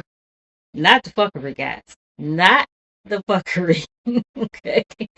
David D4VD, guys. Right now, he is in segregation. Okay. Guys, if he goes to prison, this guy is only 5'5". God, he's 5'5", 125 pounds. His ass is not gonna last 5 days up in the camp. I'm gonna just tell you that right now. He's gonna be somebody's bitch. He's going to be, guys. Anyway, I have been Googling how tall and how much this motherfucker weighs. for quite some time when I first found out about this particular case, guys. I didn't even know who the hell he was before all this broke out. And I Googled his weight, I Googled his height, couldn't find it. And the only way we were able to get the height and the weight, guys, is because this motherfucker got arrested. Other than that, we would never have known. Tow yard, where the Tesla had been impounded, noting a strong smell of decay and the presence of flies coming from the vehicle. Flies are always a dead giveaway. Sick. Pun there, dead giveaway. Come on now. God. Stop goofing off. Here's the thing. I'm sorry, but you have to have a little bit of a sense of humor when dealing with this shit because it's so grave. It's so grave. It is. At the tow yard, the LAPD detectives opened the Tesla's front storage compartment and observed a black cadaver bag covered in insects. Sick. Inside the bag, they discovered a severely decomposed head and torso. A plastic garbage bag beneath the black cadaver bag contained the dismembered arms and legs. However, the victim's ring and pinky finger were missing. Why is that? Well, because he was framed. Tattooed. Why was it missing? Because he was framed. This is what some of y'all really believe. Okay, if he was framed, guess what? The person would not chop off the finger that had his name on it. And guys, my throat get dry. Excuse me. He would not chop it off, guys. That makes no damn sense. On her ring finger and had it amputated. They were not found in the Tesla, so those fingers are gone. On September 16, 2025, the Los Angeles Medical Examiner's Department positively identified the body from the dental records as belonging to the victim. Damn it! Why did he take the teeth out too? Pursuant to their investigation, LAPD robbery homicide determined that the victim and the defendant met in January 2022 when she was 11 years old. 11. Unbelievable. They began a sexual relationship in 2023. Let me break this down. 11 years old. She was 11. And guess what? And I've said this in other videos, guys. Little Celeste Rivas Hernandez, in my opinion, grew up too fast because guess what? David D4BD was not her first boyfriend. Her first boyfriend was some dude named Gus. Gus is now unalive, nothing to do with David D4BD. Allegedly, we're not really sure. And he was older. Gus was older than David D4BD. Okay? And that's what I said. I've said this in other video, guys. I blame. And Deanna, I love when your ass is up in here too, girl. I blame both of the parents. Okay? I blame both of the damn parents. I blame David D4BD's parents because there is no way in thy hell that you could have showed me little Celeste Rivas Hernandez and made me think that she was 19 years old. Okay? The second you would have brought her over my house, I'm like, come here, David. What the fuck is this? What is this? She did not look like she was 19 years old in the beginning. Did not look like it. Okay, but let's talk about her parents. Okay, she kept running away, being with David D4BD. You took her phone, whatever. He bought her another phone, this, that, and the third. She had been gone for quite some time. She would go, come back, go, and come back. And a lot of you guys are making a big deal because guess what she did? She went to Six Flags with David D4BD, Celeste Rivas Hernandez, and then Celeste's little cousin, Esmeralda. And guess what happened? They did a Build-A-Bear. They did a Build-A-Bear. Evidently, Esmeralda did a Build-A-Bear at Six Flags. And when they found out that little Celeste Rivas Hernandez was found in David's trunk of the car, David broke his lease. When he broke his lease, guess what? He left that Build-A-Bear birth certificate that was Esmeralda's bear at the house. And a lot of you were making a big deal about it. A lot of you are making a big deal that they went to Six Flags. So freaking what? Evidently, Celeste Rivas Hernandez, when she went to Six Flags, she was still missing, according to her parents. And y'all thought, oh, Esmeralda should have called up her aunt and uncle and said, I got Celeste. We're here at Six Flags. Are you freaking kidding me? Esmeralda was a kid her damn self. She's not about to rat out her cousin to her aunt and uncle. Okay? She trying to get that hot dog. She trying to get that cotton candy. She trying to get her Build-A-Bear on. She ain't trying to call her aunt and uncle, say, I got her. She here with David. No. But guys, y'all making a big deal about the Build-A-Bear birth certificate found at the house after David broke his lease. That proves absolutely nothing. And please don't think I'm on this motherfucker side. But I'm telling you, that birth certificate means absolutely nothing. All it means is that they hung out one day. That's all it means. It don't mean shit else. Okay? But we already know. Don't fake the funk. Guys, allegedly, we already know that he unalived little Celeste Rivas Hernandez. Allegedly ain't trying to get sued by nobody up in the smoke. When she was 13 years old. Now, mind you, mistake of age is never a defense when somebody's under 14 or under 15. And the defendant was 18 years old. So he was 18, she was 13. Detective learned the victim had been reported missing to the Riverside County Sheriff's Department. Now, I know I'm reading this, but there's an important reason why I'm reading this. So just stick with this, okay? Detectives learned that the victim had been reported missing to the Riverside County Sheriff's Department by her family, who lived in Lake Elsinore, in February and April of 2024. This is Riverside horrific. County Sheriff's Department telephonically contacted the defendant on February 17, 2024, after they identified a phone number in the victim's phone records that belonged to him. So during the call, the defendant claimed that he had spoken with the victim last on February 13th and 14th, but stated that he was unaware she was a minor. Oh, I didn't know. Bullshit. Riverside County Sheriff's Department advised him that Los Angeles Sheriff's Department Okay, so I want to address what Deanna just said. Oh, yeah, she said they could have put a restraining order on him to keep him away from her. Yeah, how about that? How about that? Okay, because I'm going to tell you what, guys. I grew up black all day long. Okay, that wouldn't have went down in my household. That wouldn't have went down in my household. My mama would have chained me to the damn radiator. Okay, that wouldn't have went down. And so that is kind of making me think, guys, even though there's no real evidence that the parents was getting paid off to keep their mouth shut about the relationship that was going on with little Celeste Rivas Hernandez and David D4VD. There, guys, there's no payments, whatever. You know, people just running their mouth to run their damn mouth, including my damn self. But the whole thing, in a nutshell, guys, we're really not sure how true that was. But Deanna, you're absolutely right. They could have got a damn restraining order on this mofo. Deputies would be coming to his home. Oh, by the way, we're coming to your home. On that day, the defendant was living at 804 North Adonai Place in West Hollywood. Facts. So the Sheriff's Department requested the LA Sheriff's Department conduct a welfare check at defendant's home. The deputies went to the defendant's home that night at 8:15 p.m. and informed him that the victim was a 13-year-old runaway.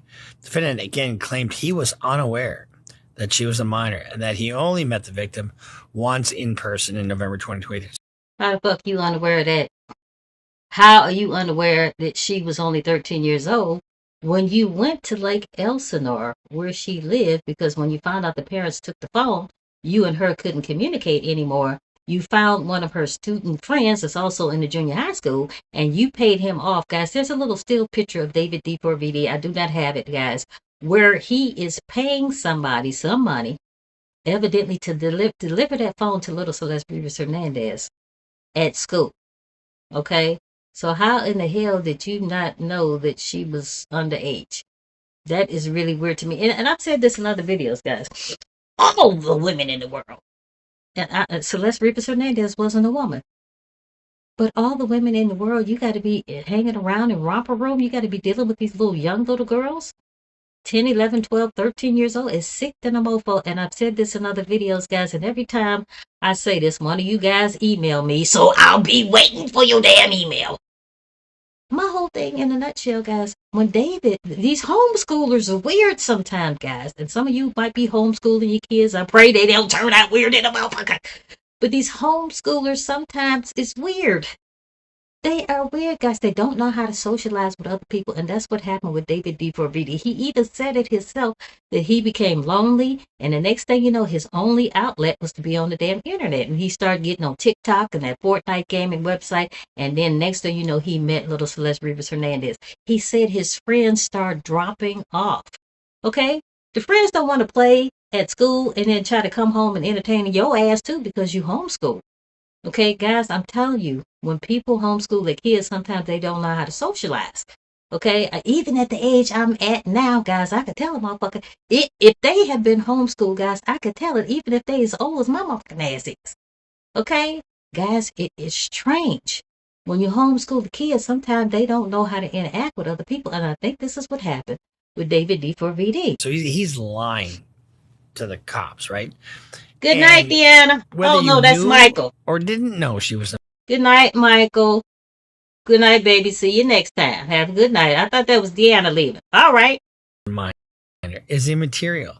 You're 13 years old. You can't consent. A mistake of age is not a defense. So despite being informed by law enforcement the victim was only 13, and here's the other thing that's even more important, because after this, they continued a sexual relationship, right? There you go. So he had noticed back then, and he's still, having sex with a minor. And a young minor at that. Despite being informed by law enforcement, the victim was only 13. Defendant continued to pursue her after the victim returned home in February 2024. The parents took her cell phone away. Defendant drove to Lake Elsinore and paid a junior high school student in the victim's class to give her $1,000 to give the victim a cell phone. Defendant purchased, so he paid some other student to give her a cell phone. Here's $1,000. Give her this phone.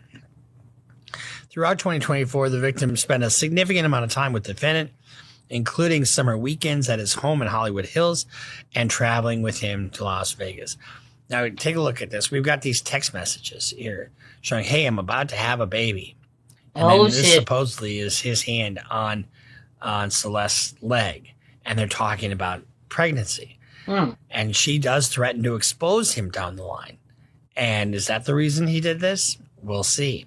So throughout, we spent a significant amount of time with the defendant, including summer weekends at his home in the Hollywood Hills and traveling with him to Las Vegas, London, and Texas. Does she have a passport? How'd she get to London and back? Yes, please. And usually if you're a minor, you have to be with your parents. Text exchanges between the victim and the defendant contain references to sex, pregnancy, abortion, and the use of the Plan B emergency contraceptive. There are also explicit photographs documenting and corroborating their sexual relationship. In other words, CASM. Okay, how in the hell? And Deanna, I saw your comment, baby. Oh, let's pray for your grandkids, guys. Not all the kids turn out weird, but a great majority of them, they turn out weird. They don't know how to interact. When they've been homeschooled, guys, all they know how to interact with their own damn sisters and brothers. It gets weird, guys. Guys, let's say a prayer from Deanna's grandchildren. I hate that shit. Anyway. They don't have no other outlet except for this crazy ass internet, guys. I grew up in a different day and age. We didn't have all this computer shit. Okay? The shit is starting to get weird. Okay? You got all kind of predators out there who will rope your damn kids in. And guys, there was some speculation that David D4VD evidently was in some type of cult. And that cult preyed upon kids that was on the damn internet.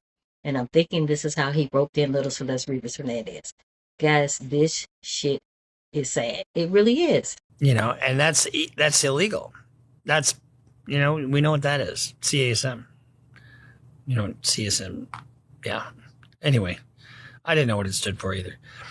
In November 2024, the defendant and him broke up, although they continued to communicate, and text messages suggest they also continued to have sexual relations. So he if he wasn't on notice back then, he's on notice now. April 23rd, 2025 was likely the date of the victim's death when all of her cell activities ceased. The night prior, April 22nd, 2025, the defendant and the victim engaged in a lengthy argument described in detail in their text messages. I tell you, we all have a digital footprint, The only way your digital footprint doesn't matter is if you're not up to shit.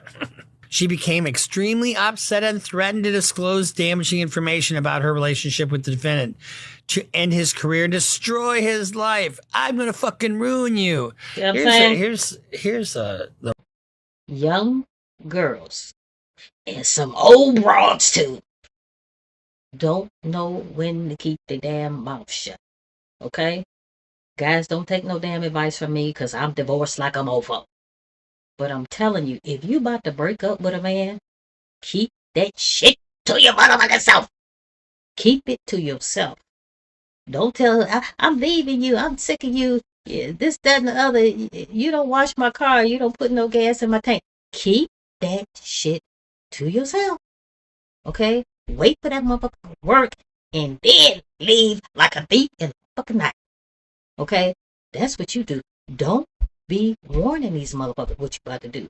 Well, that's about to be your ass. And that's what I think happened to little Celeste Rivas Hernandez. She went up in there running her motherfucking mouth. Running her mouth. I do not understand for the life of me why her ass got in the Uber anyway. You was already threatening his ass when you were in Lake Elsinore, okay? And guys, he put some sugar on it and roped her ass in and got her to get in that damn Uber. She got in that Uber, took that 1.5 hour long ass ride from Lake Elsinore to the Hollywood Hills. And guys, she wasn't even in that house for 20 motherfucking minutes. And he unalived her, allegedly. Okay? Keep your motherfucking mouth shut. Rob on dating somebody younger like this. First of all, she's just a baby. A baby. You know, she's not barely a fucking teenager, right? And guess what you have when you're that young? You have your irrational, unmeasured teenager behavior problems. Like, you know, fuck you, no, fuck you, no, fuck you. There you go. Know? I mean, you go. You get what I'm saying? I mean, you don't act like a responsible adult. And then you think, oh, well, David loves me. There's just no way he'd be with anybody else. Exactly. When you're in the music business and you got a hit record coming, guess what? Everybody wants a little piece of that black pole, you know? Well, too fucking bad, you know? I mean, you're not the only one, sweetie. You know, and that's what I'm saying, guys. David had women throwing draws at his ass. Okay? Why is you worried about one girl? And you cannot tell me that David wasn't obsessed with little Celeste Rivas Hernandez. Because David, guys, Celeste Rivas Hernandez liked that whole Hello Kitty collection. Okay? And before you know it, David was wearing all that Hello Kitty shit. He had the Hello Kitty hat, the Hello Kitty book bag, the Hello Kitty belt with the little ornaments hanging off of it, the Hello Kitty shoes, okay? There a kitty, here a kitty, everywhere a goddamn kitty. Okay? He was obsessed with little Celeste Rivas Hernandez. And I believe he had relationships, allegedly, with other young girls. But guess what? Little Celeste Rivas Hernandez evidently turned his ass out. Because this was not her first boyfriend. Gus was her first boyfriend. Now, we're not really sure what happened to Gus. Gus was unalived. Nothing to do with David D4VD. But little Celeste has some tricks up her motherfucking sleeve. And David wasn't ready for it. And then he wearing all this old damn Hello Kitty shit, guys. This could not have flown at my house, okay? If I had a granddaughter or if I had a daughter, ain't no way this motherfucker coming to my door with all this whole Hello Kitty shit on. It's not going to happen. Celeste Rivas Hernandez family said that the last time they saw Celeste, that she was headed to the movies with some guy by the name of Mike. What the fuck? Some guy? Are you kidding me? So this some guy never knocked on the door, never introduced himself to you? You just let your daughter go with some guy by the name of David to the movies, and that was the last time you seen her. Are you freaking kidding me? Are you freaking kidding me? But here's the problem for David. Somebody like this can really fucking wreak havoc on him, right? I'm going to ruin you. I mean, what better way to have a guy go fucking apeshit on you than to tell him you're going to ruin him? There you go. I had somebody say that to me in the past.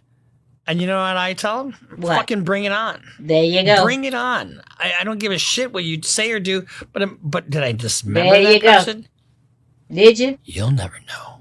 Of course I did. I mean, you don't solve your problems that way, David. Or maybe you're innocent. Maybe all these things are just coincidences. Let's get into these coincidences, shall we? Yeah, break it down. She became extremely upset and threatened to disclose damaging information about her relationship with the defendant to end his career and destroy his life. Defendant's first studio album was due to be released April 25th. There you go. I'm going to ruin your fucking album release party. Timing no, you're is not. everything, isn't it? No, you're not. He had an emerging multi-million-dollar career already in progress. Thank you, Blair Burke, for your down payment. That's Blair Burke's. So I guarantee you that money is in Blair Burke's hands right now. He also had multiple product endorsements, which were highly profitable. Blair Burke. At approximately 8:40 p.m. on April 23rd, defendant sent an Uber transport to the victim from her Lake Elsinore home and residence. Guess what? I'm gonna fucking ruin you. Oh, baby. No, you're not, baby, girlfriend. come on now, baby. There So you go. he wants to get a handle on the situation.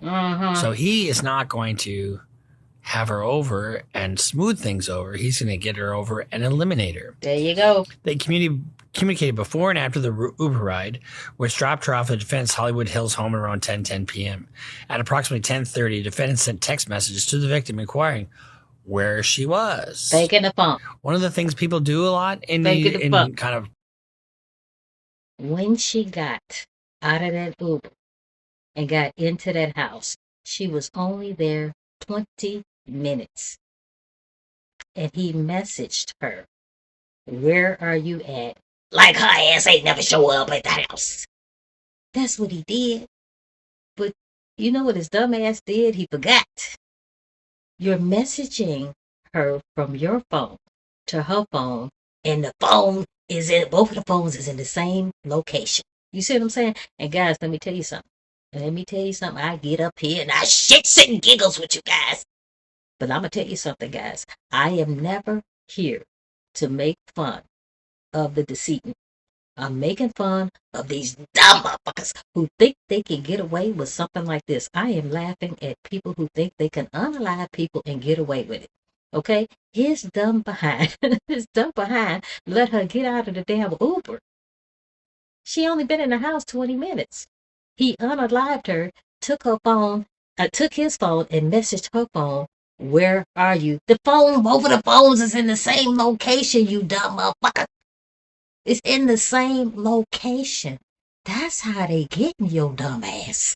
That's how they got you. Pre-planned homicides is, well, I texted her, but is it to try to cover your tracks? There you go. It never works. The people contend this was part of the defendant's premeditated plan to cover up the murder, as she was already dead by this time. There you go. So you've got a couple of aggravating factors. You got the dismemberment. You've got the concealment. That's right, Deanna Dunning. You've got the age of the victim. So you have all these aggravating factors. And then you have this really kind of horrific premeditation that is kind of really chilling. Knowing he had to silence the victim before she ruined his music career, as she had threatened to do, very soon after her arrival at his home, the defendant stabbed the victim to death multiple times, stood by while she bled out. At no time did he call 911. Stood by while she bled out. Okay? Who said that part? David Show in the hell ain't said I stood by while she bled out. Who said that part? Okay? Who said it? Deanna, stop laughing at my ass because she going. Deanna, I'm sitting up here drinking, girl. I'm going to have to go to the potty in a little bit. Don't make me soil myself here on national television, okay? Anyway, who the hell said that, David? You sure ain't said that part. I sat there and watched her bled out. Somebody else ratted his motherfucking ass out. And I believe it's somebody in his little entourage. And I'm believing that it could be Neo. But Neo trying to fool us to make us believe that him and David DePorvidi are no longer friends. Okay, I am thinking Neo's parents say, hey, dude, what are you doing? What are you doing? Don't get involved with this motherfucker. He gonna get your ass in trouble. That's what I'm thinking. So who said that, who said that, guys? That I stood there and watched her bleed out? It wasn't David DePorvidi. Okay, he dumb to use his damn phone and act like he's looking what the fuck Celeste was. And as soon as he text messaged her, that went to her phone, and the phone is in the same damn house. But who in the hell said, I stood there and watched her bleed out? David ain't said no shit like that. Somebody done ratted David DePorvidi's ass out. And they should have. Enforcement or 911 and failure to render aid can also be a aggravating factor, but on a premeditated murder, I mean, who's going to fucking render aid? That's not what you're there for. Despite knowing she was dead and her family was trying to find her, the evidence will show that the defendant lied and claimed he did not know where she was. In fact, the defendant drove to Santa Barbara County immediately after the victim died, attempting to dispose of her property and destroy evidence. At approximately 11:30 p.m. on April 23rd, 2025, he drove away from his home as he texted and called the victim's phone, asking where she was. Weird. Hello? Again, these were acts calculated and planned to set up his defense within a very short timeline after the victim's vicious murder. Defendant drove his Tesla north on Highway 101 to San Marcos Pass Road near Lake Chuma in Santa Barbara County. He returned home early the following morning.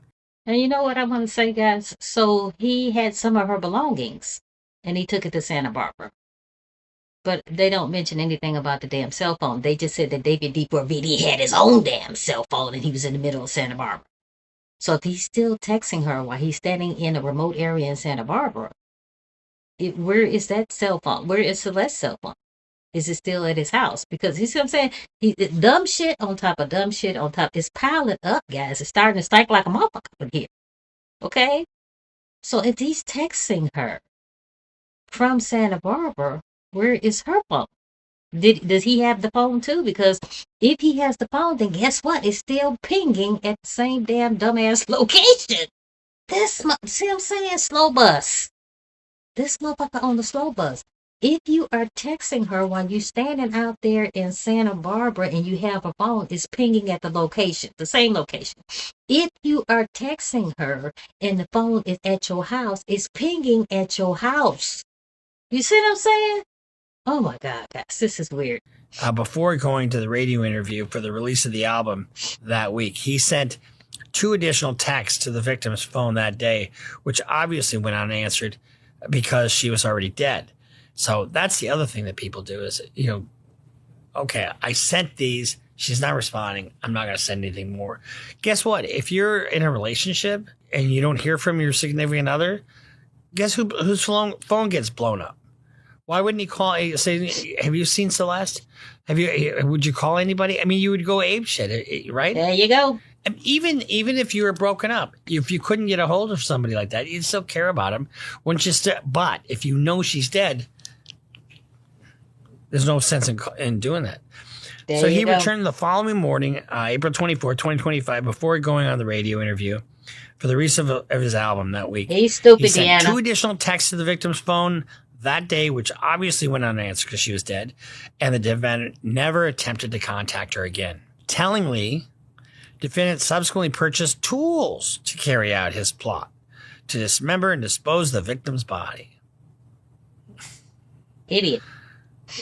He's on idiot mode. Unbelievable. So on April 24th, the defendant ordered a shovel from Home Depot. It was delivered to his home from Postmates. On May 1st, 2025. You know what, guys? I was meaning to look up Postmates. What the hell does anybody know what Postmates is? I have no idea.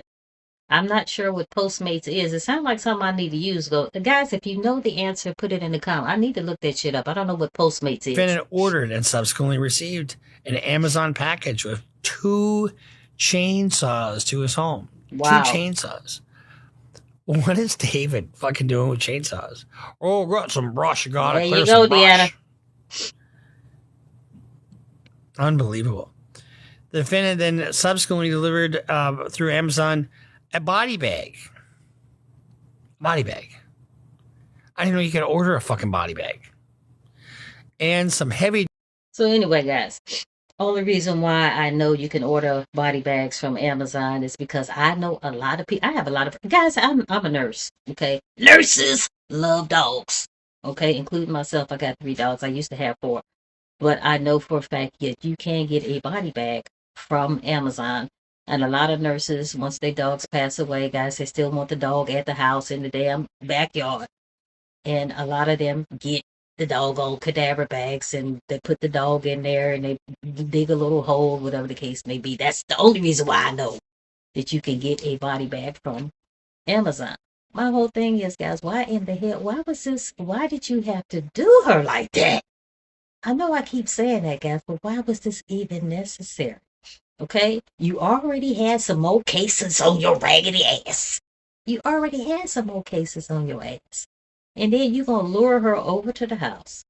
and then she ain't been there for 20 damn hot minutes, and then you're gonna unalive her. Now you got this damn murder case on your damn hands. And the reason why he did it, guys, and I'm gonna tell you this, I could tell a little arrogant motherfucker. I could tell was somebody arrogant. His arrogant ass didn't think that his ass was gonna get caught. That's why he did it. I'm David D for VD. I make millions of dollars. I wrote that song Romantic Homicide. I'll never get caught. Okay? But your dumb ass is texting her from your phone to hers. And the great possibility that the phone might still be at her at your house? Are you fucking stupid? Or it's a great possibility the phone is with you in the damn Santa Barbara. So it's pinging off of the same cell towers with your dumb behind. That is weird. Duty laundry bags in a blue inflatable pool to his home. He made these purchases under the fake name of Victoria Mendez. On May 8, 2025, defendant returned to the same area in Santa Barbara County, leaving his home around 11:30 p.m. He returned again on May 31st, 2025. This is an isolated offset SR 154 where victims. Okay, Deanna's making me laugh up in this camp, and I'm going to have to take a tanker link in a little bit. Deanna, keep it up. I'm going to have to take a tanker link. The whole thing in a nutshell. See, guys, he ordered all of this shit under, it sounds like Mendez. I think Mendez is the last name of the lady, okay? He ordered it under a fake name. So I'm going to tell you something, guys. When David D4VD, if he does some time for this, because remember I told you guys, California got this crazy ass law that if you are found concealing an unalive body, then all you're going to have to do is pay $10,000 in fine and do 1 year in prison. That ain't shit, but the whole thing in a nutshell, David is not going to be able to survive not 1 year up in prison. You know why? You know why? Because even though there's some crazy motherfuckers up in prison, guys, a lot of them do not like when you fool around with kids. Okay, especially those Hispanic men, Hispanic, black, white, whatever. It doesn't make a difference. A lot of those guys is incarcerated. They do not like people who fuck around with kids. Okay, now you're going to say, Kelly, how you know that? You know how I know that, motherfucker. You know how I know that? Because I used to work up in a jail. I used to work up in a jail. Okay, those guys they rob banks, they hit people over the head, they carjack people, this, that, and the third.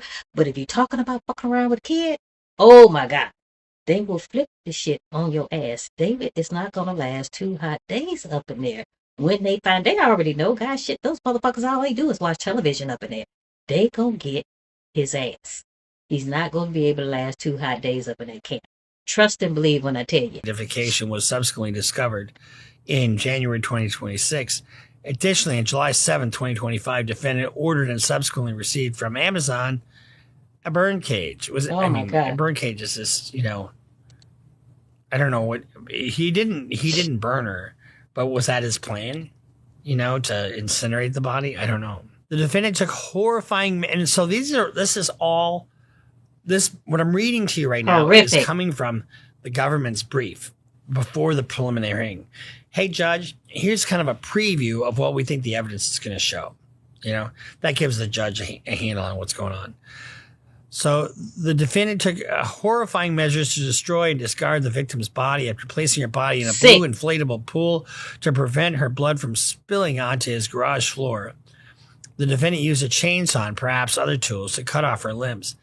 Small blue plastic fragments were found embedded in the victim's remains, which were collected by the LA County Medical Examiner Department. And so what they did is they matched these fragments up to the pool that he purchased. An expert was able to make physical match between the blue fragments of the inflatable pool purchased by the defendant in 2025. In order to distance himself from the victim, he amputated her left ring and pinky fingers because her ring finger contained a tattoo of his name.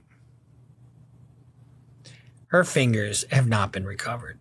The defendant then placed her head and torso into the cadaver bag that he purchased.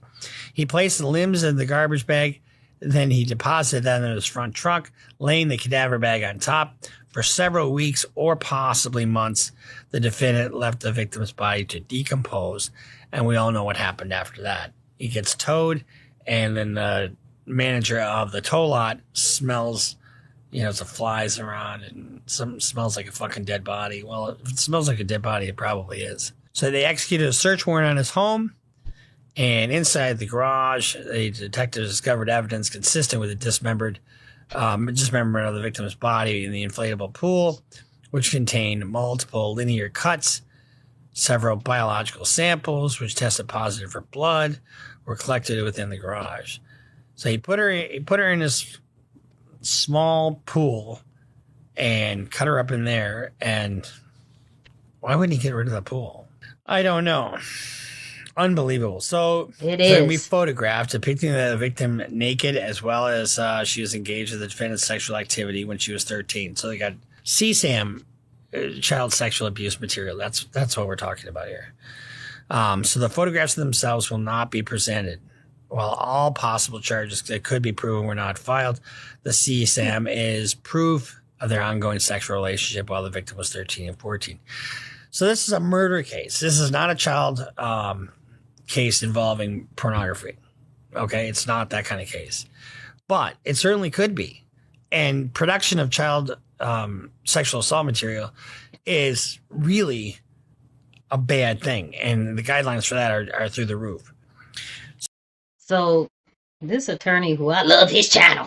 Anyway, guys, he is not thinking that Blair Burke is able to handle this situation. It's a great possibility that David might be looking for another attorney.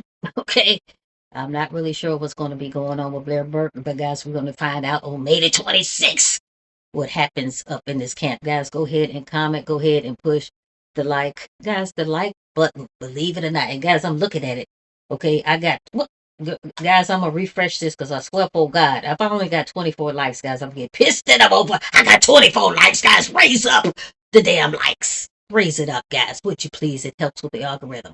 Anyway, guys, make sure you go ahead and comment, share, and subscribe, and push that damn like button. I greatly appreciate it. But this attorney is trying to say that there's a great possibility that Blair might back out of this mofo. Now, she has, guys, she's been hired by some of the best.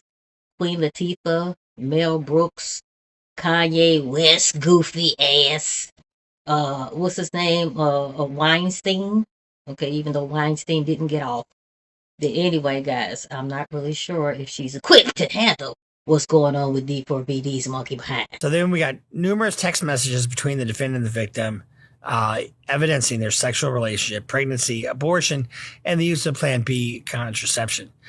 So you got a 13, 14, almost 15, not quite 15-year-old girl who has the maturity of somebody that age, probably thinking that she's, the thing for David, and that, he's cheating on her. And how could you do that? Well, you're going to do that to me. Well, I'm going to fucking ruin your life, There you go.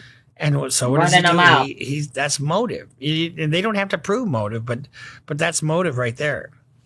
So they got messages through March 2025, prove the defendant continued to manipulate the victim as she messaged. All we do is have to just hang out, man. I want more than that for myself. These messages were obtained from the defendant's iCloud data. Just when you thought you deleted everything, oh shit, they went into my iCloud data and I just didn't do it properly. Guys, look at the damn Nancy Guthrie case. I have covered the Nancy Guthrie case, okay? Sad, then I'm over. But look, they sort of kind of got into the damn iCloud, even though she didn't have a Nest Cam subscription. They wind up going in the damn iCloud and found these two crazy motherfuckers at her front door. Okay? So, no, you can't take pictures on your phone or whatever, or surf on the internet, think you're going to delete that and that's missing. No, that's not how it operates. That's not how it goes. Okay? And if little Celeste Rivas Hernandez, if she was ever pregnant, then we got his fucking ass. We got his ass. If she was pregnant, that's his ass. I've always said that. And another thing, guys, and I'm believing that this is what's going on, that they have some pictures of little Celeste Rivas Hernandez and David D4VD doing some shit on that damn telephone. I believe he done made some video recordings. I believe he done sat up there and got some still pictures of him and little Celeste Rivas Hernandez doing some things. And I'm going to say this, I'm going to say it again, guys. Why was that even necessary? You're at concert in the back of my mind. Women are throwing underwear at your ass, and you worried about fucking romper room. I don't get it. I don't get it. There are some women that would have turned your monkey behind out, but you're worried about little kitty cat over here. That is weird to me. See what I'm saying? Homeschool. Homeschool. That's what slow bus. Wake the fuck up. I don't know what the fuck you was thinking messing around with this little girl. It's weird. Defendant's cellular activity and communications derived from the defendant's phone and Tesla, which demonstrate defendant's activities, on the dates in question, namely April 22nd, April 24, 2025, including a trip to Santa Barbara County in the middle of the night after the victim had arrived in the Hollywood Hills home. Why would he leave the home? To say he was somewhere else when she was murdered. Surveillance video of the defendant driving his Tesla on... Okay, I'm lost. Is he trying to say he left the home to say that he was somewhere else while she was being unalived at his house? That's weird. That is weird. Okay, so, okay, guys. Okay, we're going to have to rewind that just... guys, I'm not going to fuck around with the rewind. Is that what he's trying to say? Okay, because at what point did you come home and found out that she was unalived? That's my whole thing. So that makes no sense. For you to go to Santa Barbara thinking, oh, they're going to think somebody else unalived her at my house where she was there. But you eventually came home from Santa Barbara. So you didn't find her unalived body there when you got your ass back? Or she just poofed in a poof of smoke? Guys, that makes no sense. July 29th for the last time before parking the vehicle and leaving on tour. I agree, and where was she Deanna. found? In the Tesla. There you go. When Blair Burke was originally making that pitch, and casting aspersions on the government for lack of disclosure, she's so bold, wasn't she? And don't this hate. is why I don't do you that. hate, Noda. Because I don't cock yeah, off. you is. Unless I've seen the evidence. Your Honor, I've seen all the evidence in this case. You hate. And it is not what the government is intending to prove here. Blah, blah, blah. Sure, you can do that. This is all for the cameras. Blair Burke, God rest her soul. I didn't mean to say that. Blair's dead? God bless her soul. What the fuck? Is trying to be Blair's the best advocate dead, guys. for a client she can be, and I get that. And this is all for the cameras. It's just being tough. It's sounding tough. And you look like a tough lawyer when you do that. But guess what? When you read the rest of this shit, now they're bitching about, okay, we want all the evidence, but we don't want everybody else to know about it. They're saying it's this brief that was filed was one-sided. Well, you know what? Guess what? The one side of the prosecution is an advocate for the prosecution. They're trying to put her client away. Your Honor, I object to all these facts. They seem to be hurting my case. Give me a break. And DNA evidence developed from blood stains collected from the defendant's garage, which matched the victim's genetic profile. That's one of the reasons this took so long. Because when you have a big county like LA County, you don't think they have a lot of homicides? You don't think their lab takes fucking forever to get DNA? There you go. Unless you're set for trial, you're probably not going to get it really quickly. Proof of defendant's Amazon purchases delivered to his residence, including 2 chainsaws, a body bag, inflatable pool, heavy-duty laundry bag. I've said this before, guys. Why do you need 2 chainsaws? Little Celeste Rivas Hernandez was a small little lady. If it's just you doing this by yourself, allegedly, or if it was just one person, allegedly, why do you need 2 chainsaws? I don't understand it. I do not understand it. Steve Fisher did manage to say that one of the chainsaws was not used. So I am thinking, was somebody else like holding her legs or holding her arm or holding her fingers while he was chopping it off or whatever the case may be. This whole thing, guys, and I've said this before, this motherfucker didn't do this by himself. He did not do this by himself. He had to have some damn help. Okay, this is not the type of shit you do by your damn self. But my whole thing is, how do you get these nitty goofy motherfuckers together to help you do some shit like this? Okay? So at this point, guys, I'm not really sure who helped him. I don't know. Maybe it was Neo. Okay, maybe it was his brother. I do not know who helped him do this, but there's some sick motherfuckers out here. hanging around with David D4BD's monkey behind. In a bird cage. Sounds like a murder kit to me. Unbelievable. Proof of defendant's purchase and delivery of Postmates a shovel from Home Depot. Wow. Sounds like he didn't exactly know how he was going to take care of her. Uber records showing the defendant's transaction where he ordered an Uber to pick up the victim from Lake Elsinore home and transport her to his residence the night of April 23rd. She's there. She's fucking there. Yes. Proof of defendant's lucrative career as a singer and songwriter prior to April 23rd. Defendant had an album release party, romantic homicide, the night of April 24, 2025, before embarking on an international tour in late 2025. Text message exchanges between the defendant and the victim on April 22nd and 23rd, where the victim threatened to expose the defendant and destroy his career. There you go. Motive of the yin yang. You tell me how you explain this all as, I mean, was it his manager? Oh, that's what it was. Yeah. Now, I'm going to tell you what, guys. Now, he just put something on my mind, but I've already said that this was one of my suspects. I said it was David D4VD. I said that it was little Khalid, which is his brother. I already said it's a great possibility it could have been Neo, and I already said it was a great possibility it could have been his manager, Robert Morgenroth. Now, they said Robert Morgenroth, guys, he got a screw loose. They said he got a screw loose. And they said he would often be at that house. Okay, he was David D4VD's touring manager. So could it have been the damn manager? I do not know. Maybe he is the one that sat there and said that David D4VD stuck her 2 times. Once in the liver. She dropped to the floor and he watched her bleed out. I am thinking, I don't know, guys. Guys, put it in the comments and tell me what you think. And I'm going to tell you something, guys. I'm about to refresh this damn screen here, and I'm about to get pissed in a mofo. Because guess what? It looks like one of you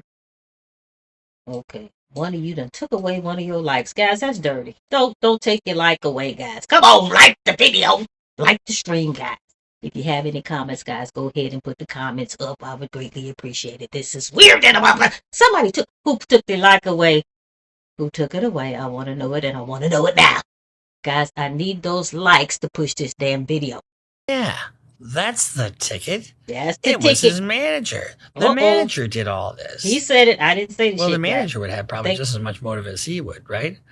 And anybody, and it kind of seems so elaborate that it couldn't just be one person, or could it? It absolutely could. You don't think that this little girl could be overtaken by David? Even if David's a weak man, he's still a man. And I just... Let me tell you something, guys, and I'm glad he said that. Do we think that Celeste Rivas Hernandez could have been overtaken by David? Okay? Did I say that right? Do we think that Celeste Rivas Hernandez could have overtook David? The answer is fuck no. The fuck no. It's not going to happen. As little as David was, and guys, write this down, because a lot of you women get confused. Okay, a lot of women, y'all get whoop his ass. That's not going to happen, girlfriend. I don't care how big you are and how big that guy is. He is never going to allow you to whoop his ass. Write it down. He is never going to allow that. Okay, and if you do whoop his ass, guess what, guys? You're not going to leave that house so you can go out and tell his other friends, yeah, I whooped his ass. It's not going to happen.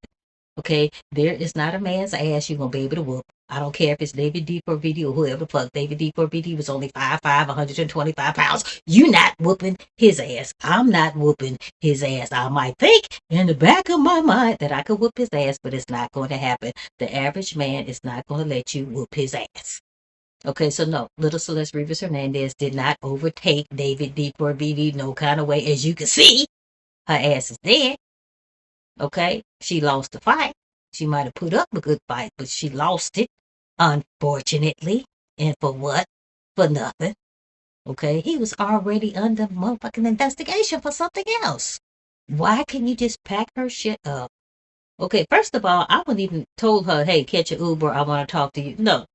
I would have told her, stay your ass wherever you at. I will ship your, matter of fact, I'm not shipping no belongings. Matter of fact, I'll pack up your belongings and I'm burning that shit because I don't want none of that shit to get back to me if I was David D for VD. I would have had no connections with her whatsoever, no more conversations with her whatsoever. The second she would have threatened me, that would have been it. Okay, I would have been fucking with her anyway. Okay, all the booty at the damn concert. You worry about her little booty? Are you serious? Are you serious?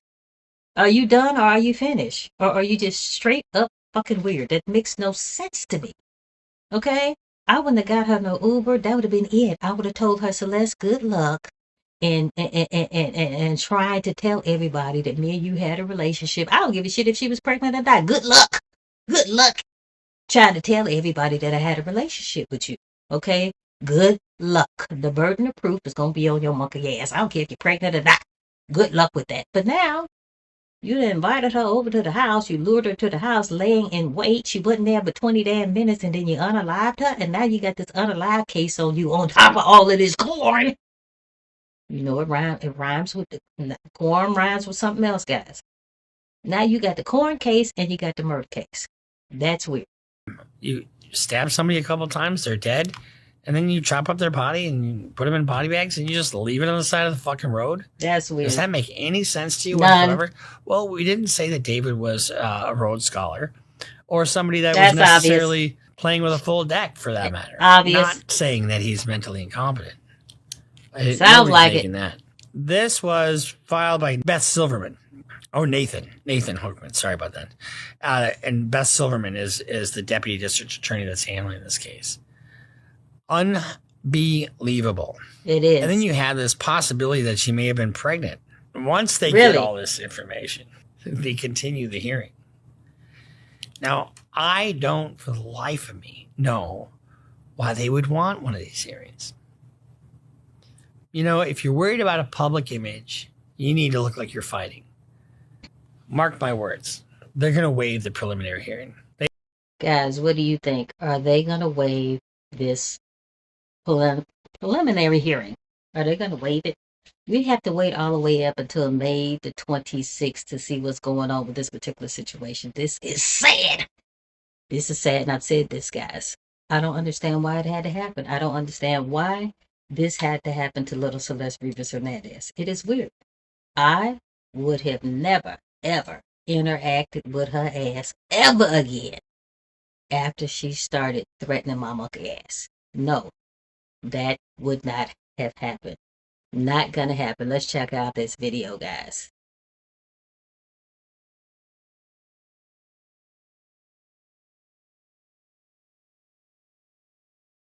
Stacking against David, there's no way you're gonna try to get the best plea deal for him. That we're fighting this, and that's how I always attack my cases, and that's why I get the results that I get. The prosecutors are alleging that their sexual relationship started when she was 13. Those are just allegations. This girl came after him to attack him, so from what I'm seeing, it looks like he is a victim of success. What about the explicit photos? So I want to see how explicit are those photos. Are they really, my client? How is her body found in his car? You can give somebody else access to the car. What about him ordering the Uber to his house, her being there? So we got a weird ass attorney.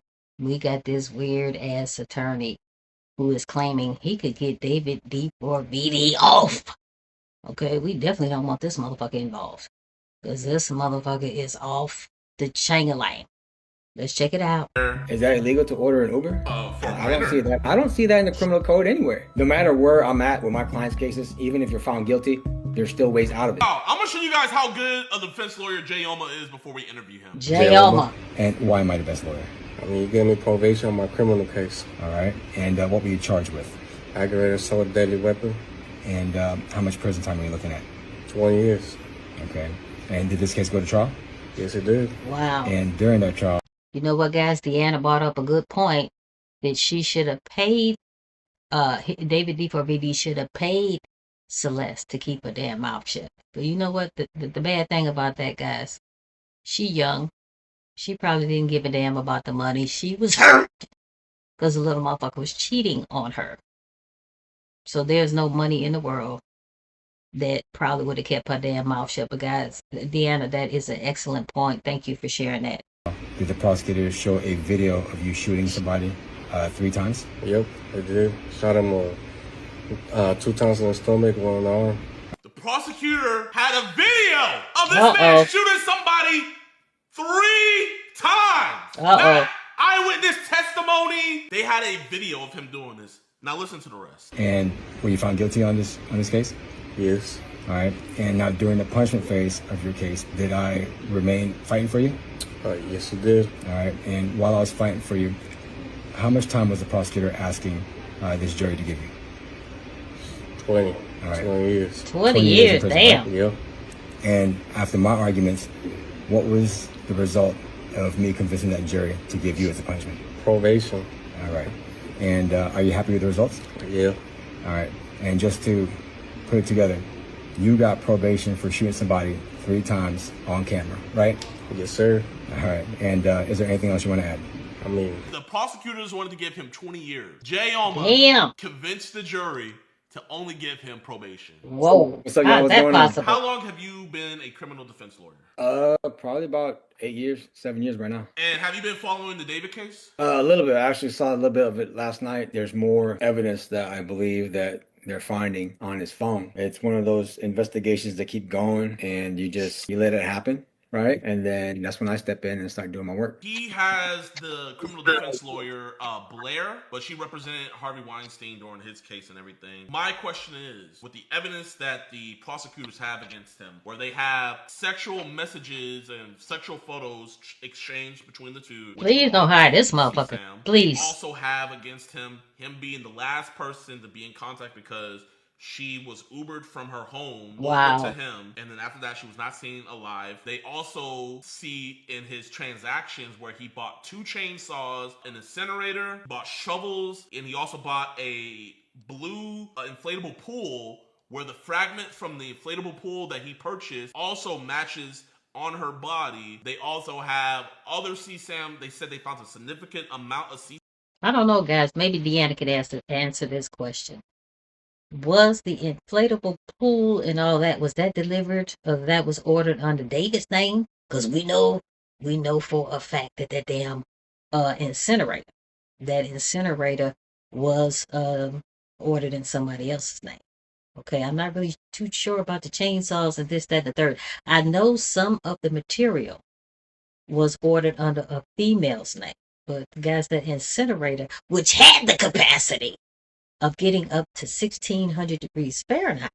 Guys, you only need 1400 degrees Fahrenheit in order to cremate somebody. So I am thinking it's a great possibility that David was going to take that incinerator. I've said this in other videos, guys, don't fake the funk. Take that incinerator. Take little Celeste Rivas Hernandez unalive body. Take it to Santa Barbara and burn it out there because you cannot burn waste in the Hollywood Hills.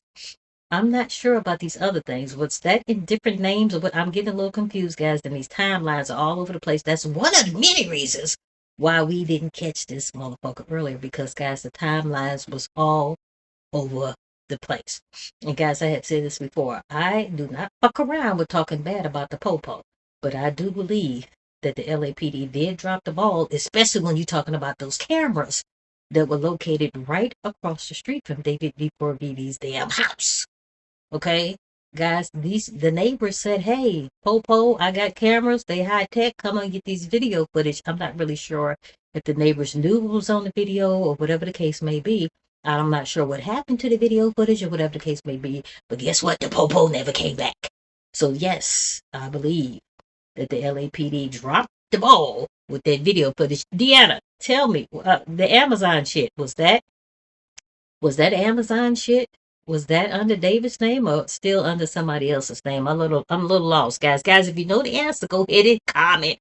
Guys, go ahead and like, comment, share, and subscribe. I would greatly appreciate it. All of these things stacking up against David. How do you possibly think that the defense is going to plead his innocence of not murdering her? Do you think they're going to concede and say, hey, he did have a sexual relationship with her? What do you think they're going to concede on, or do you think they're going to try to fight everything full force? I'll fight everything. I'm going to be one of those attorneys where I don't care what allegations that they have against my client. I'm always going to fight this guy's bad, no matter how bad shit gets, you know? So you wouldn't even concede with because they have him on child abuse, like having a sexual relationship with a minor. Wow. So you wouldn't even concede that Sicko. point if you were his lawyer. Oh, F no. I would not concede to that. I'm fighting everything. Okay, how would you get him off of that? Well, number one, have him plead not guilty on this case. Demand any and all evidence that the prosecutors might have against them. The cops did their investigation. All it takes is for me to find out, how did the cops get to that? What is the process that they got to it? And if they got to it illegally, that's when I can start doing my work. And I can start attacking everything that the cops got on them. It's just one of those things where you just got to keep fighting no matter where it's at. So you would try to discredit and get some of this evidence thrown out. What is the first bit of evidence? So anyway, guys, Deanna has just answered us back. Anyway, Deanna said that she think that some of that stuff from Amazon was ordered in his own name. See what I'm saying? The dude is retarded. Excuse my guys. Nothing against people who got special needs, but something's wrong with this guy. And this little autonomy thing that he got going on, I'm thinking this guy might just go ahead and plead that, he was insane. You have to be insane, guys, to do somebody like this. Cut her up, cut her fingers, missing eyeballs, stabbing her in the liver, chopping her up in the pool, and then putting her in the cadaver bag, and then putting her in the front of the Tesla. I've said this in other videos. I didn't, guys, let me rewind, because this was not my idea. This was one of you contacted me, and I said, oh shit, I never thought about that. But evidently this was David's idea, to leave her unalive body in the front of the Tesla in the freaking elements so her body can continue on decomposing. That was his fucking idea. Okay? And then jump your ass on a tour bus, go on tour, and you were going to come back. Guys, that damn car was not going to be there when you got back, smart motherfucker. It wasn't going to be there because you lived in a ritzy neighborhood. You ain't living in the hood no more. Okay? You lived in a ritzy neighborhood. People saw that big ass dent in that damn Tesla. People saw that the car was dusty than a motherfucker. It had over 17 tickets piling up. It started to be an eyesore. So the neighbors said, get this motherfucker out of here. Okay? And when they towed that car to that tow yard, the car had been there about 2 days, and the funky ass smell was coming out of there, and the tow yard people called the popo. They popped that front, and they found the Celeste Rivas Hernandez unalive body in the front of the Tesla. And then some of you still think, oh yeah, he was framed. How the fuck he get framed? Her body had to have been in the Tesla before it left around his mansion. Okay, nobody's going to bring an unalive body to a tow yard. You know how many security cameras at the damn tow yard?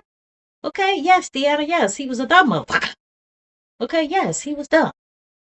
So you mean to tell me he got framed? Somebody actually took her unalive body to the tow yard and threw it in there. Okay, they tried to frame you, but they chopped off the finger that had his damn name on it. See, this shit is not freaking adding up.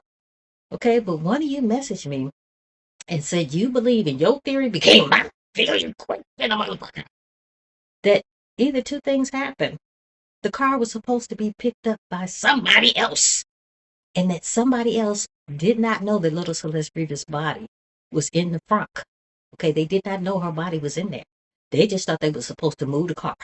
They were supposed to move the car, either crush it, burn it up, drown it, whatever the case may be. That's scenario number one. They did not know she was in there. However, that person got lackadaisical on our asses. And you had to call David and say, hey, David, I know I was supposed to pick the car up on Monday, dude, but it's now Friday, and I went to go pick the car up, and the motherfucker missing. Okay? It's gone.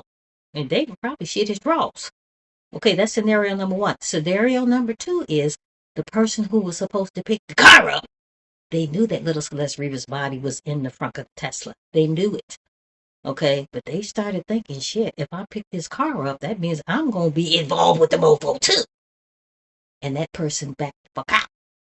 Okay, those are the two scenarios you brought to me, and I'm thinking, oh shit, you might be right. But come to find out, both of those could be wrong than a motherfucker. They are thinking that was David's plan to leave that damn car. To leave the car out there in the freaking elements. We're talking about August and September in the Hollywood Hills. It gets hot than a motherfucker. You thought that the elements were going to decompose her body even more, but guess what? You ever been in a hot ass garage? You should have kept her ass in a garage. That would have broke it down even more. Don't even bother putting her in the damn Tesla. You should have left her ass in a goddamn swimming pool and let her decompose that way. But guys, a funky ass smell would have came underneath that damn garage door. Okay? See what I'm saying? It's some stupid motherfucker. People who do this kind of shit, they stupid than a motherfucker. Out of all the things I said that the prosecutor has on him, because it doesn't look like they're waiving his right to a speedy trial. It sounded like his lawyer's like, let's take it to trial. What is the first bit of evidence that you were wanting to attack? Any relationship that he had that it's not sexual. Allegedly, they're saying that it's sexual, right? I'm gonna attack that, and then I'm gonna attack the motive that the prosecutors are trying to allege that he had. So let me let you know about the motive. So the motive is they said that they have the text messages between where it seems that Celeste was jealous of David being in relationships with other women. There you go. And they said that Celeste texted him that she was going to destroy his career. And coincidentally, when she texted him talking too much, it was about 2 or 3 days before his album was supposed to be released. Where they're saying that the motive was for financial gain. See? Young girls running their damn mouth too much. Little Celeste Rivas Hernandez was running her damn mouth too much. And fast forward to right now, here we are today, and she is unalive. You see what I'm saying, guys? This was unnecessary like a mofo. Why in the hell did her ass get into the damn Tesla? I mean, get into the Uber. Why did she get into the Uber? Okay, he roped her ass in. Oh, baby, it's going to be okay. I'll never cheat on you again. Come on back. Come on to the house. Let's talk about it, whatever. I want to marry you. He kept on saying that he was going to marry her when she turned 18. Okay, I want to marry you, blah, blah, blah. And she fell for that shit. She fell for it. And that's sad. Okay, guys, we about to listen to what the fuck Nancy talking about. Nancy Grace up in the camp. We about to listen to what Nancy talking about. We know Nancy can get ignorant, guys, but I love her to death. Let's check this shit out. VD, aka David Anthony Burke, caught on video. Gotcha. Yes. He's on video with friends partying at his mansion where Celeste was murdered. Wow. Blaming the stench of a dead body in his mansion on his bathroom. This is after Celeste is murdered. He blames the smell of this child's decomposing body on his bathroom. And I've got it on video. Good Break evening. It down. I'm Nancy Grace. This is Crime Stories. Don't I want to thank you for being with us. Don't get ignorant now.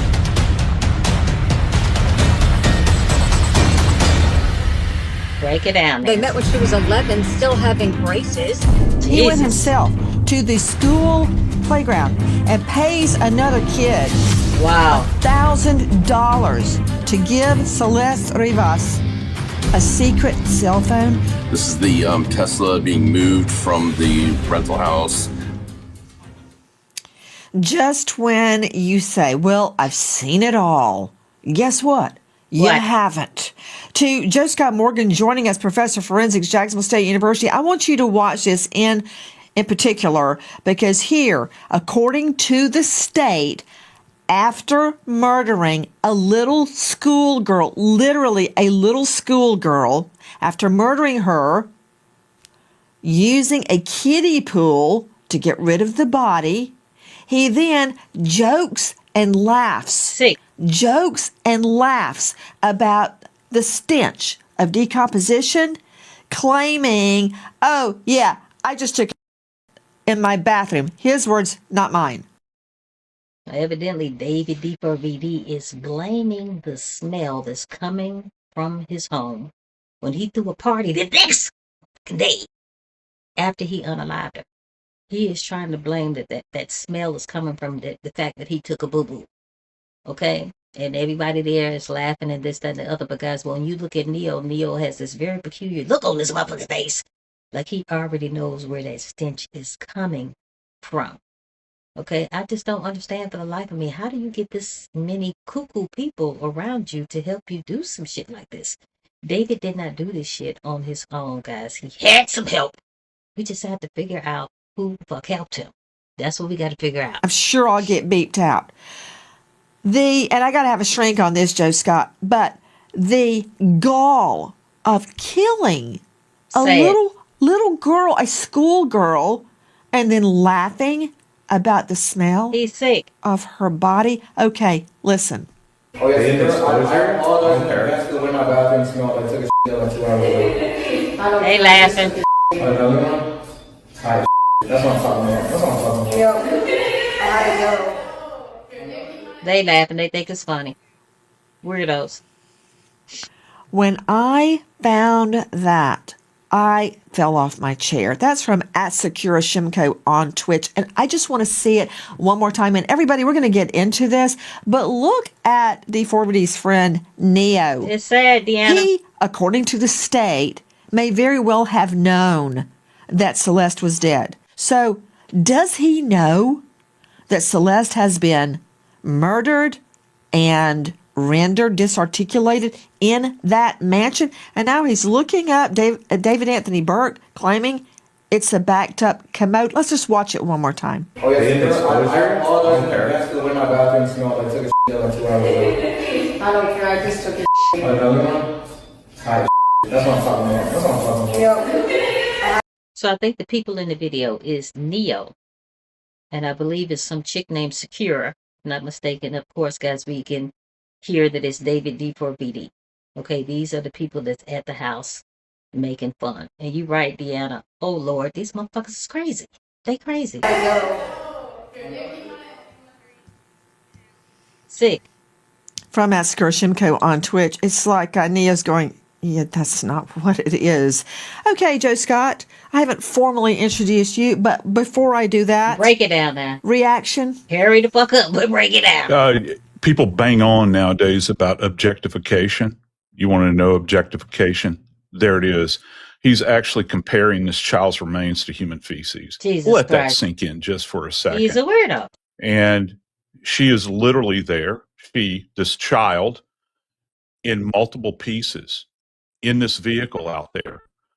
And he's drawing this comparison. He has ripped her apart, allegedly. For and what? there she sits in this house. For And he's nothing. having to explain the stench. Hell yeah, it stinks. This is human remains that are decomposing. A true child, a human being who is He's a rotting weirdo. inside of his rented domicile, Nancy. That's my reaction. To blame the smell of her decomposition that, according to prosecutors, he has caused on his bathroom. Okay, joining us, veteran defense attorney Eric Faddis, founder of the law offices of Eric Faddis, former felony prosecutor at ericfaddislaw.com. Okay, Eric Faddis, what's going to happen? What are you going to say when I play this in front of the jury? Just let it soak in. Let's watch it one more time. Oh, yes, I apologize in advance for the way my bathroom smelled. I took a shit like 2 hours ago. I don't care, I just took a Another one? Hi, that's what I'm talking about. That's what I'm talking about. And it seems like Secure sat up there and said the same thing. Yeah, I went in there and I took a shit too. So I'm thinking, is Secure have something to do with this shit? This is weird. This is weird, guys. It's disgusting. I mean, I try really hard. That's from @SakuraShimko on Twitch, by the way. I try really hard not to think of my little girl in Celeste's shoes. But when I do, and I hear this, Eric Faddis, how are you going to get all the moms off the jury? Well, you know, Nancy, we don't know the exact source of the smell. You know, you got to look at when this video was taken. And can the prosecution really line that up with the location of Celeste Rivas' remains at that time? Were they outside, in a trunk outside of this house? If so, that would make it considerably less. You know what, guys? Look at Neo's face. If you look at Neo, he is looking like, to me, his laugh is a little nervous.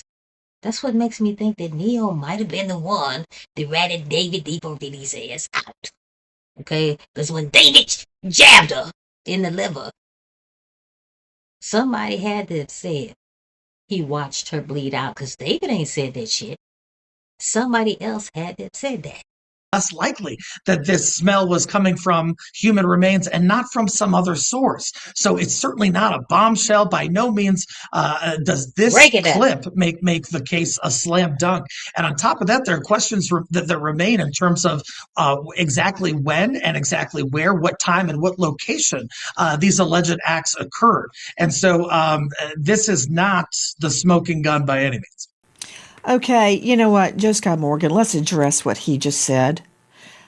If the body was still, if Celeste's body, a schoolgirl's body, was still in that home, that would explain the smell of decay. And it is overwhelming. You know, Joe Scott Morgan, I've been on plenty of crime scenes, and I learned this little trick. Rookie cops have to get mentholatum under their nose. Oh, okay. And now I know why. Nancy, don't trip so on they here, don't girl. smell what those people were smelling that were laughing and joking about it. Joe Scott, I've seen cops actually vomit the first time they go to a crime scene and smell a dead body. It's something you never forget.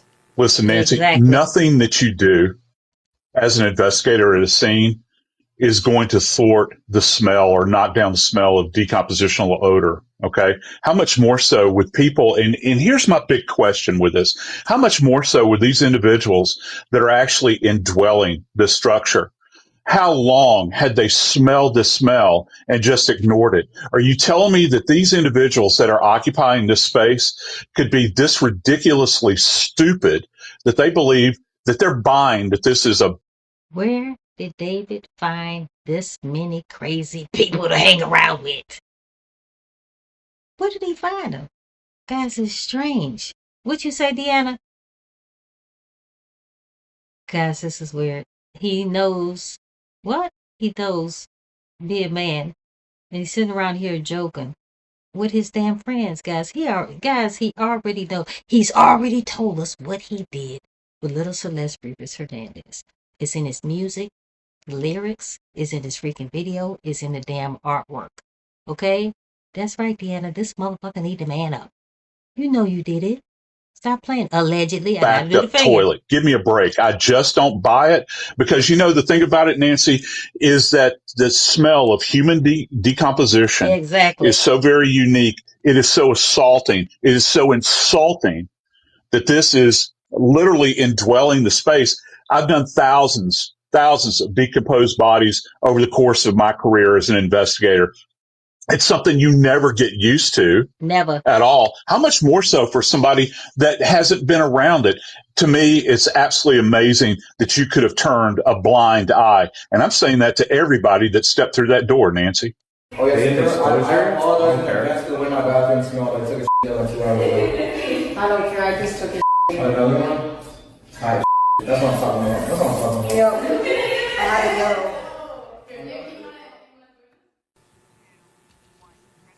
From Matsugura Shimko Twitch. Okay, Eric Faddis, they're laughing.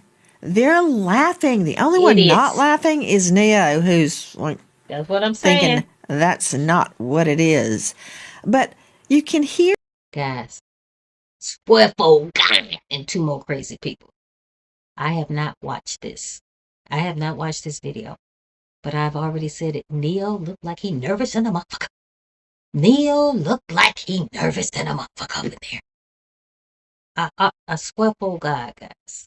Made my YouTube channel get shut down tonight. A Swiffle guy.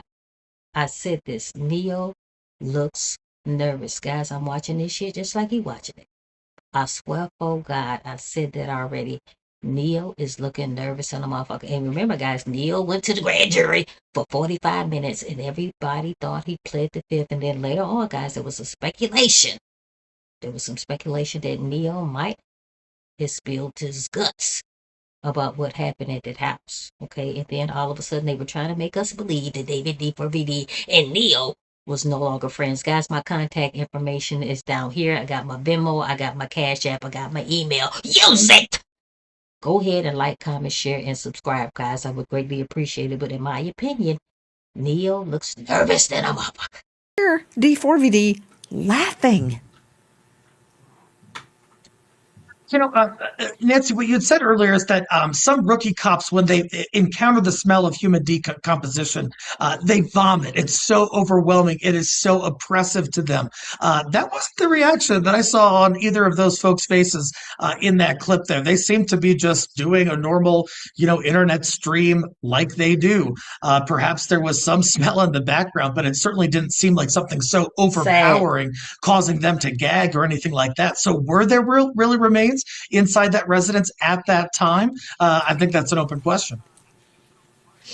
Okay, it was so bad, Eric Faddis, that D4VD felt he had to apologize for it.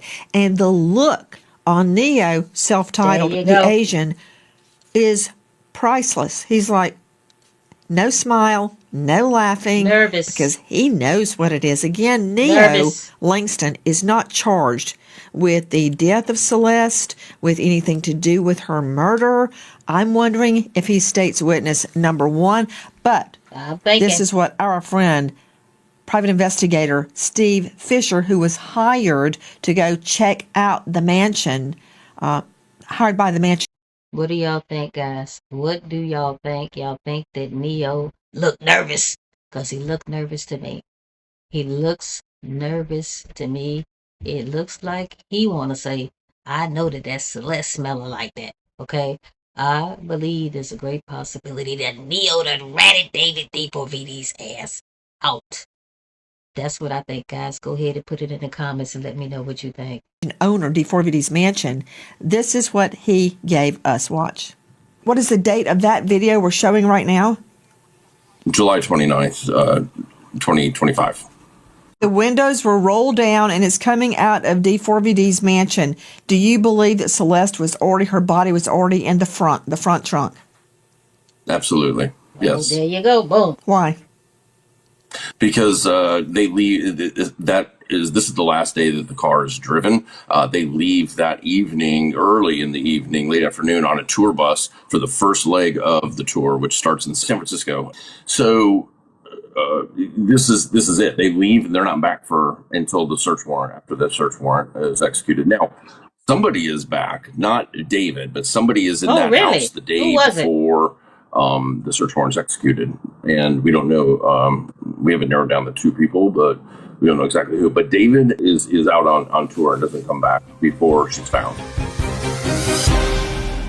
Wow. Hi, guys. American homeowners. Oh, the FBI has been warning about a type of real estate fraud called title theft. That's 24/7 promo code. I apologize, guys. I thought I took all the damn commercials out of this motherfucker. I pressed Steve Fisher because he looked at the video very carefully and he describes the driver, but he comes that short of naming Neo Langston as the driver. But when in relation... It took so long for Steve Fisher, monkey behind, to tell us who drove the Tesla that last final time and got their monkey behind on the damn tour bus. But guess what? Steve Fisher finally said that it was definitely David D4VD who jumped his ass out of that car and jumped his ass on the tour bus to go on the tour.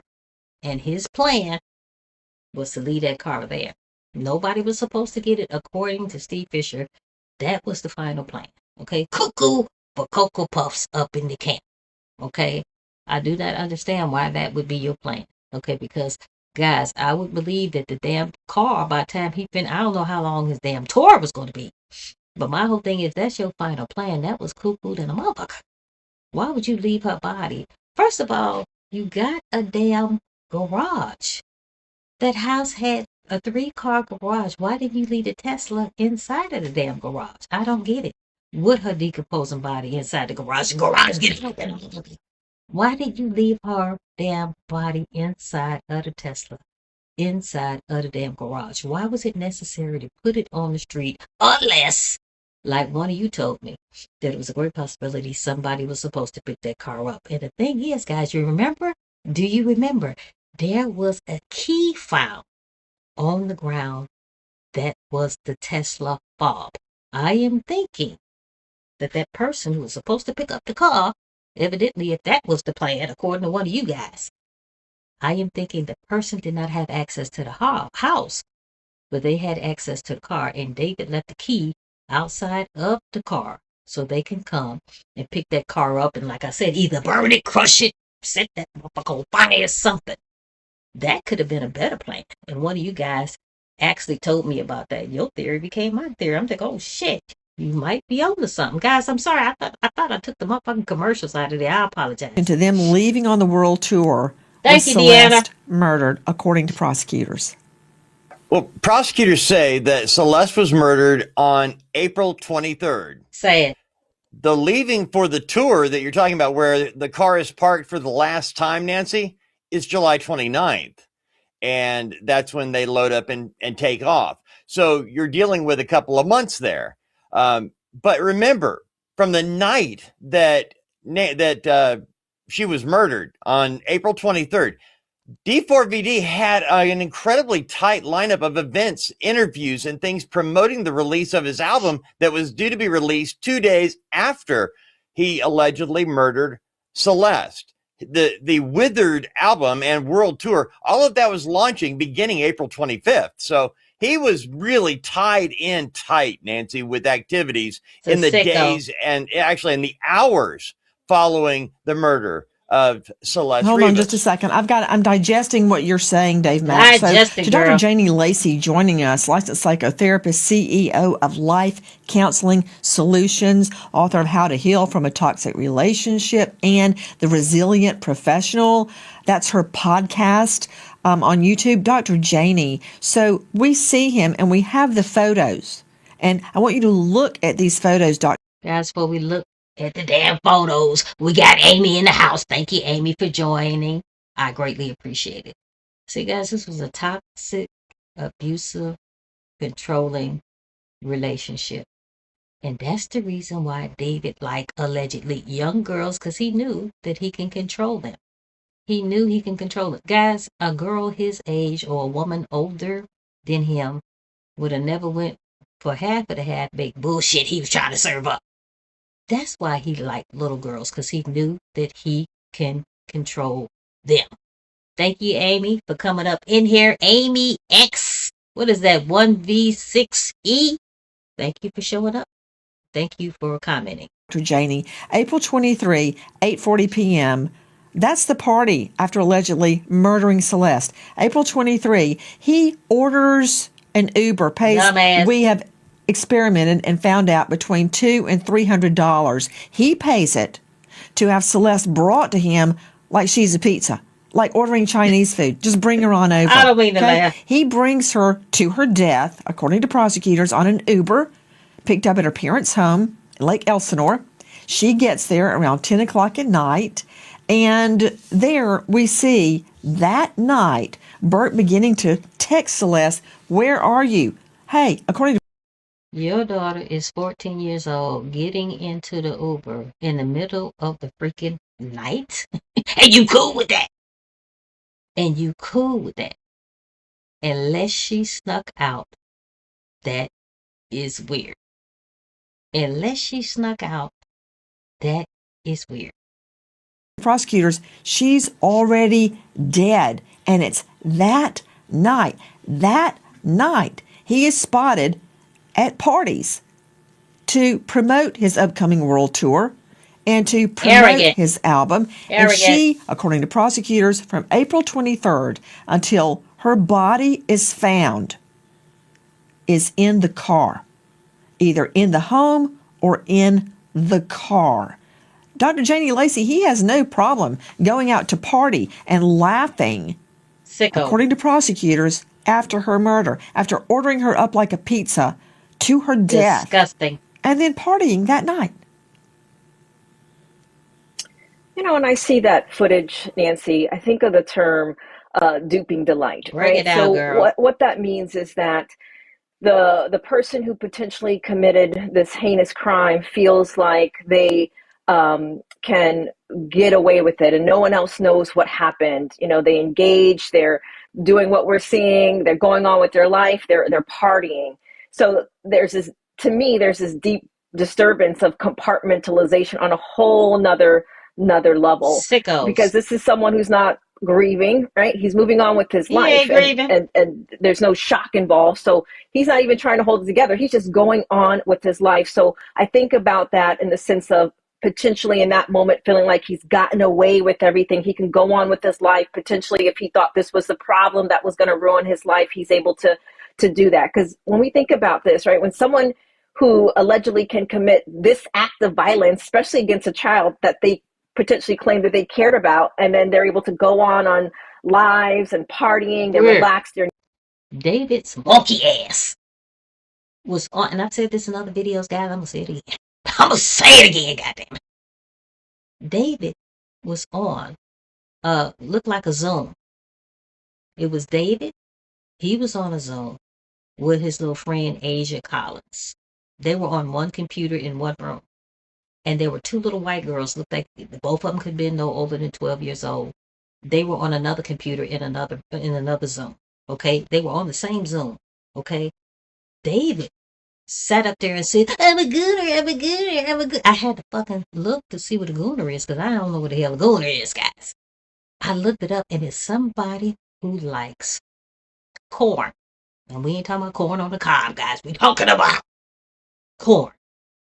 I had to look that shit up. He said, I'm a gooner, I'm a gooner. And then Asia, I never really had no respect for her motherfucking ass, especially after that. Asia was sitting there smiling. She was nervous. David jumps his ass up in the seat. Okay, evidently it didn't look like he had no drawers on. And he was gyrating back and forth, gyrating back and forth. Little pecker, he was gyrating back and forth. I'm a gooner, I'm a gooner. And it looked like Asia was nervous. And definitely those two little white girls that was on the Zoom, they was nervous as hell too. The thing is, those two little white girls looked like they were in a room, and it looks like the door was shut.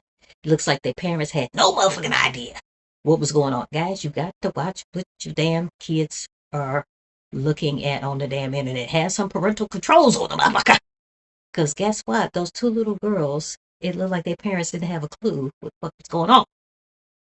Okay, and David, I'm a gooner. Guys, he could have roped those little girls in too. Guys, there was some speculations, evidently, that David could have been involved in a cult.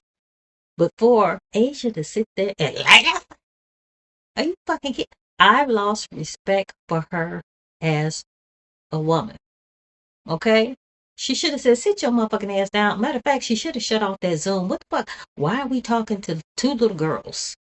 Two little 12 years old on the Zoom. That's what she should have said. I'm going to tell you what, guys. On occasion, I will have somebody young message me, delete. No, I don't want you on this motherfucker. Don't want you on here at all. I don't want to communicate with you. Don't want to say hi to you. This, that, and the third. If you're not at least 21, get your ass off of here. I don't want to be involved in no bullshit. No half-baked bullshit. Guys, she should have. Once she saw, maybe she didn't know what was going to happen on the Zoom. But once they would have connected to them two little girls, she should have said, oh, fuck this. And she should have deleted that damn Zoom. But she sat there, but she looked like she was nervous. I'll give her that. But when he jumped on the chair and started gyrating, she had this nervous little laugh. The girls were shocked. They was like, what the fuck? What is a gooner? They don't even know what the fuck this motherfucker talking about. You see what I'm saying? Weird shit. And then from what I understand, guys, a lot of the video footage and a lot of the pictures they got from David D4VD's monkey ass on his cell phone, and the video footage they got, a lot of that shit they not going to even be able to use. That scares the fuck out of me. It scares the fuck out of me because if they're not able to use that, what do they really have to say this motherfucker guilty? That scares me, guys. And when that scares me, I am talking about the silly ass law they have in California, where if you are caught concealing an unalive body, all you're going to have to pay is a $10,000 fine and do 1 year in prison. That's all you have to do. That's sad to me. That's all you guys. Go ahead and put it in the comments. Tell me what you think. Go ahead, like, comment, share, and subscribe. I would greatly appreciate it. It's weird. Engaging, they're performing, they are emotionally detached on a profound level. And this is not a person that snapped. This is someone, in my opinion, who felt like they got away with something and they compartmentalize on that deep level.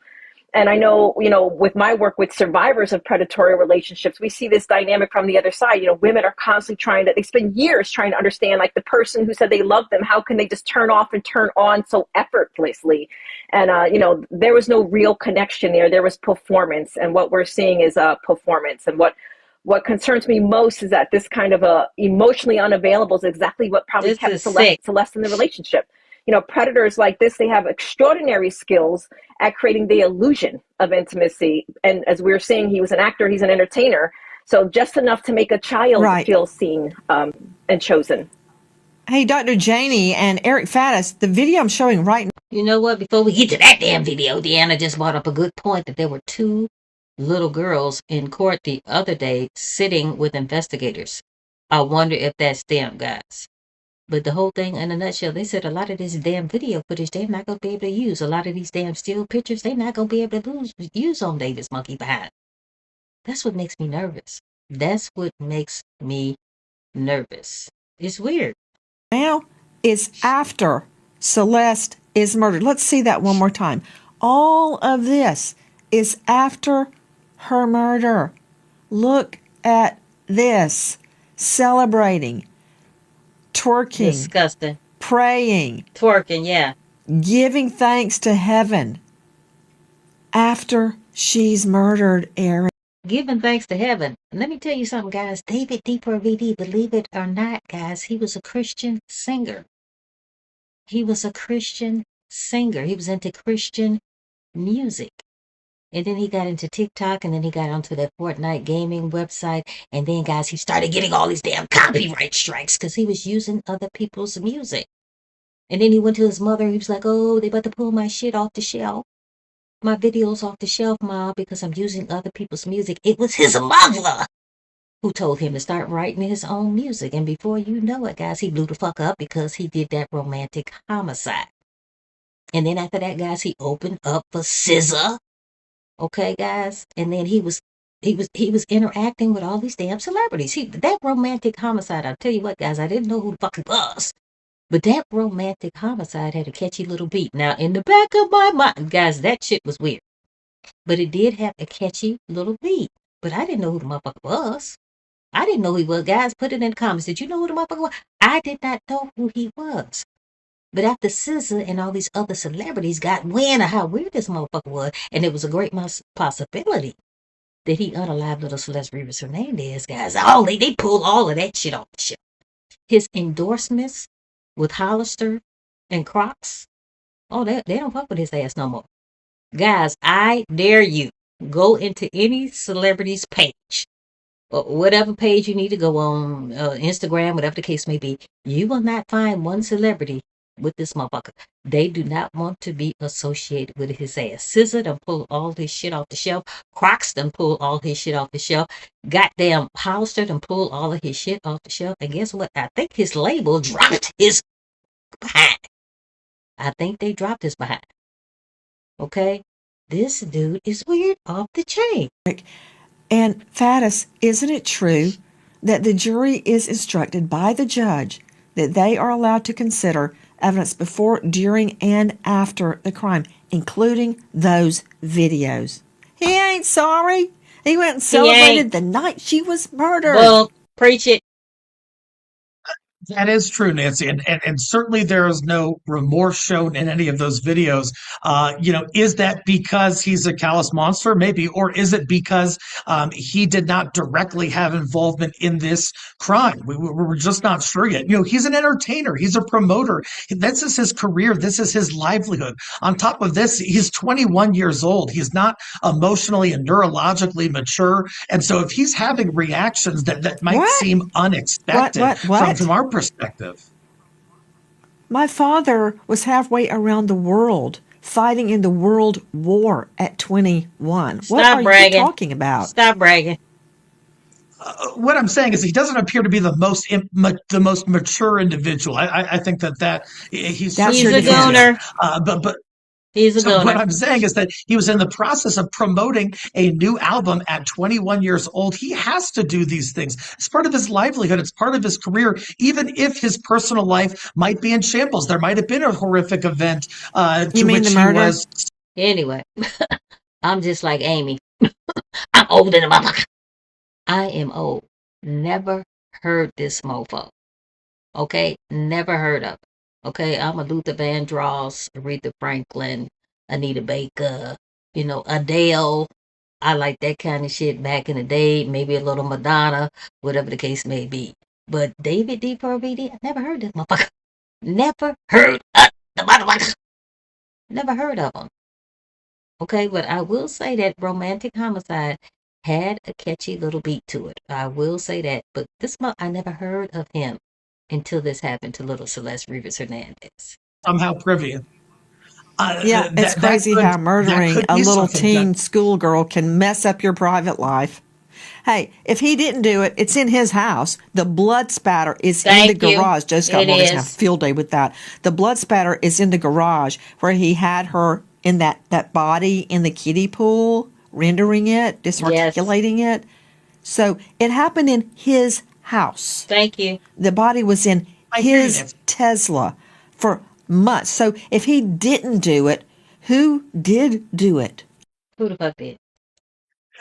You look at those videos, you look at these streaming sessions, there is almost always multiple people present during these things.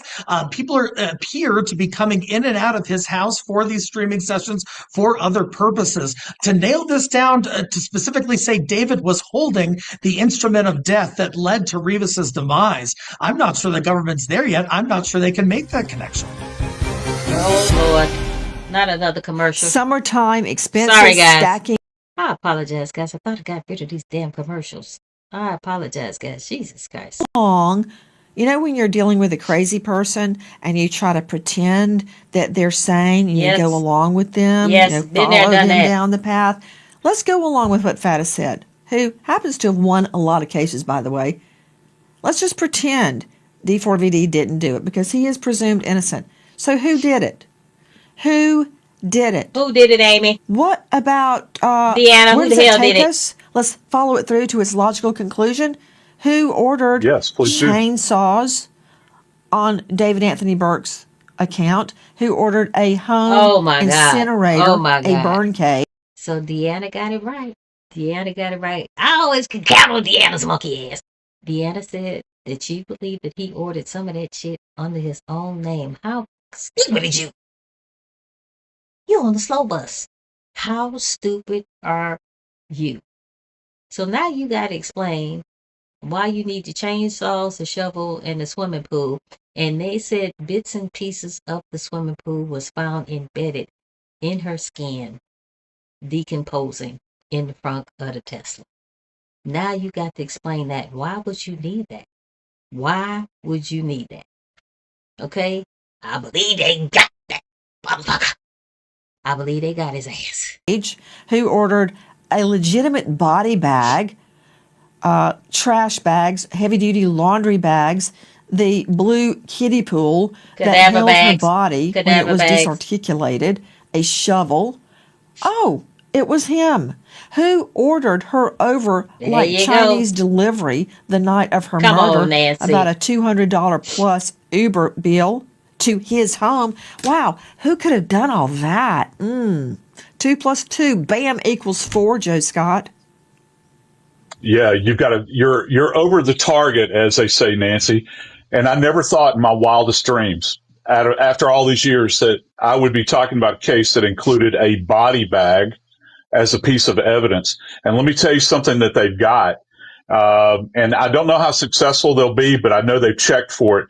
Nancy, if you look at the report that was issued that contains the autopsy report, they swabbed each and one of those handles. There's 6 of them on a body bag, on this black body bag. They swabbed each and every single handle on that body bag in order to, I think, collect DNA. Who made contact with those surfaces? And most of the time, body bags are not handled by one person. That's why there are 6 handles, Nancy. You know what, guys? And you're going to have to look at the video I posted yesterday. This lady was showing how that it was probably close to impossible for David D4VD to do this by himself. She showed her husband, who's a big motherfucker. She showed her husband trying to shove her in a bag. Okay, and the bag was slippery. And that she said it was impossible for her husband to pick her up because, she's not decomposing. She's in one piece. And she said that it was impossible for her husband to pick her up. And guys, they happen to have a Tesla, and he threw her ass in the front of the Tesla. And she said there was no way he was having a hard time. And she said pretty much that she was the same size as little Celeste Rivas Hernandez. So we're talking about a whole woman. We're not talking about decomposing little girl. He had a hard time putting her in that bag. The bag was slippery than a motherfucker. And he tried to put her in the front of the Tesla, and he could not even shut the Tesla. He could not even shut it. Now, somebody did say that the model Tesla that they had was a little smaller than David's Tesla. They did manage to say that. And since we on the Tesla thing, guys, it's impossible. He couldn't have did that by himself. He light in the booty. He's only 5'5". He was only 5'5", 125 pounds. Her husband, I think, about 250 pounds, who was trying to put her body in the Tesla, the one who was doing the demonstration. Okay? So this is weird. It's impossible. David had to have some damn help. Now let's get back to the Tesla. We're going to go over this quickly. Because evidently, guys, there was some rumor and speculation that David D4VD, another reason why he could have unalived little Celeste Rivas Hernandez, but we already know what the truth is. We already know that Celeste was jealous. She was tired of him fucking around. Okay, and she said that she was going to tell everybody what was going down in Funky Town between them two.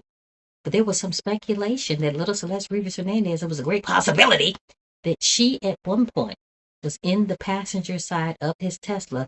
David had been drinking. They went to LA and David hit somebody with the Tesla. Okay, Deanna, I believe that was you that sent me the information. It might have been another Deanna. Anyway, somebody hit. They have saying David hit somebody on a bicycle, a Hispanic man on a bicycle, and it was a hit and run, and that guy died. And they were saying that Celeste had that over his head, that David D4VD unalived that guy. He hit and ran. But see, guys, it's all in his songs. All in his songs. David had the nerve to sit up there and make a song about drinking and driving. But you mean to tell me that wasn't you either? That wasn't you either. Are you serious? The whole thing in a nutshell, guys.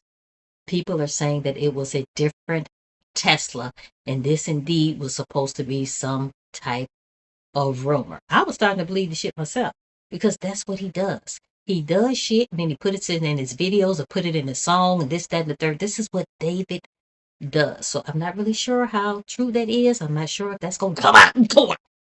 But this is what this motherfucker do. And so that's going to be quite interesting to see those results if those are ever released. But yeah, I mean, it begs the question: who in the world exactly would have come into this location? And let's have a real honest conversation here. In one of the most high dollar locations in the United States, we're talking about this particular home rented for $20,000 a month.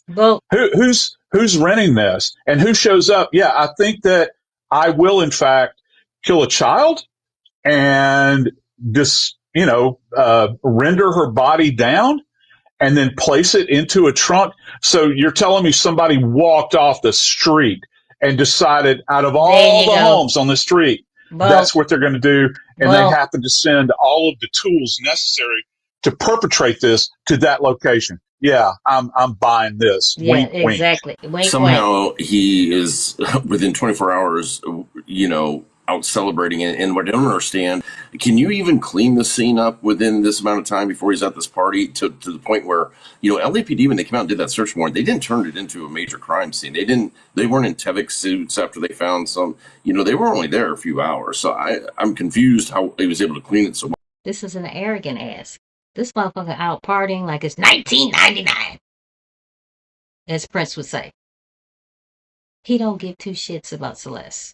He thought he was going to get away with this shit because she was a poor little Hispanic girl from Lake Elsinore.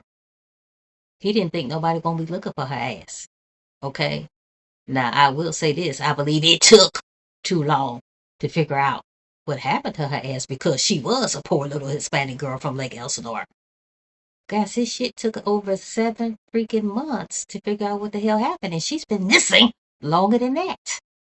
Okay, depending upon what freaking timeline you're looking at, she's been missing longer than that.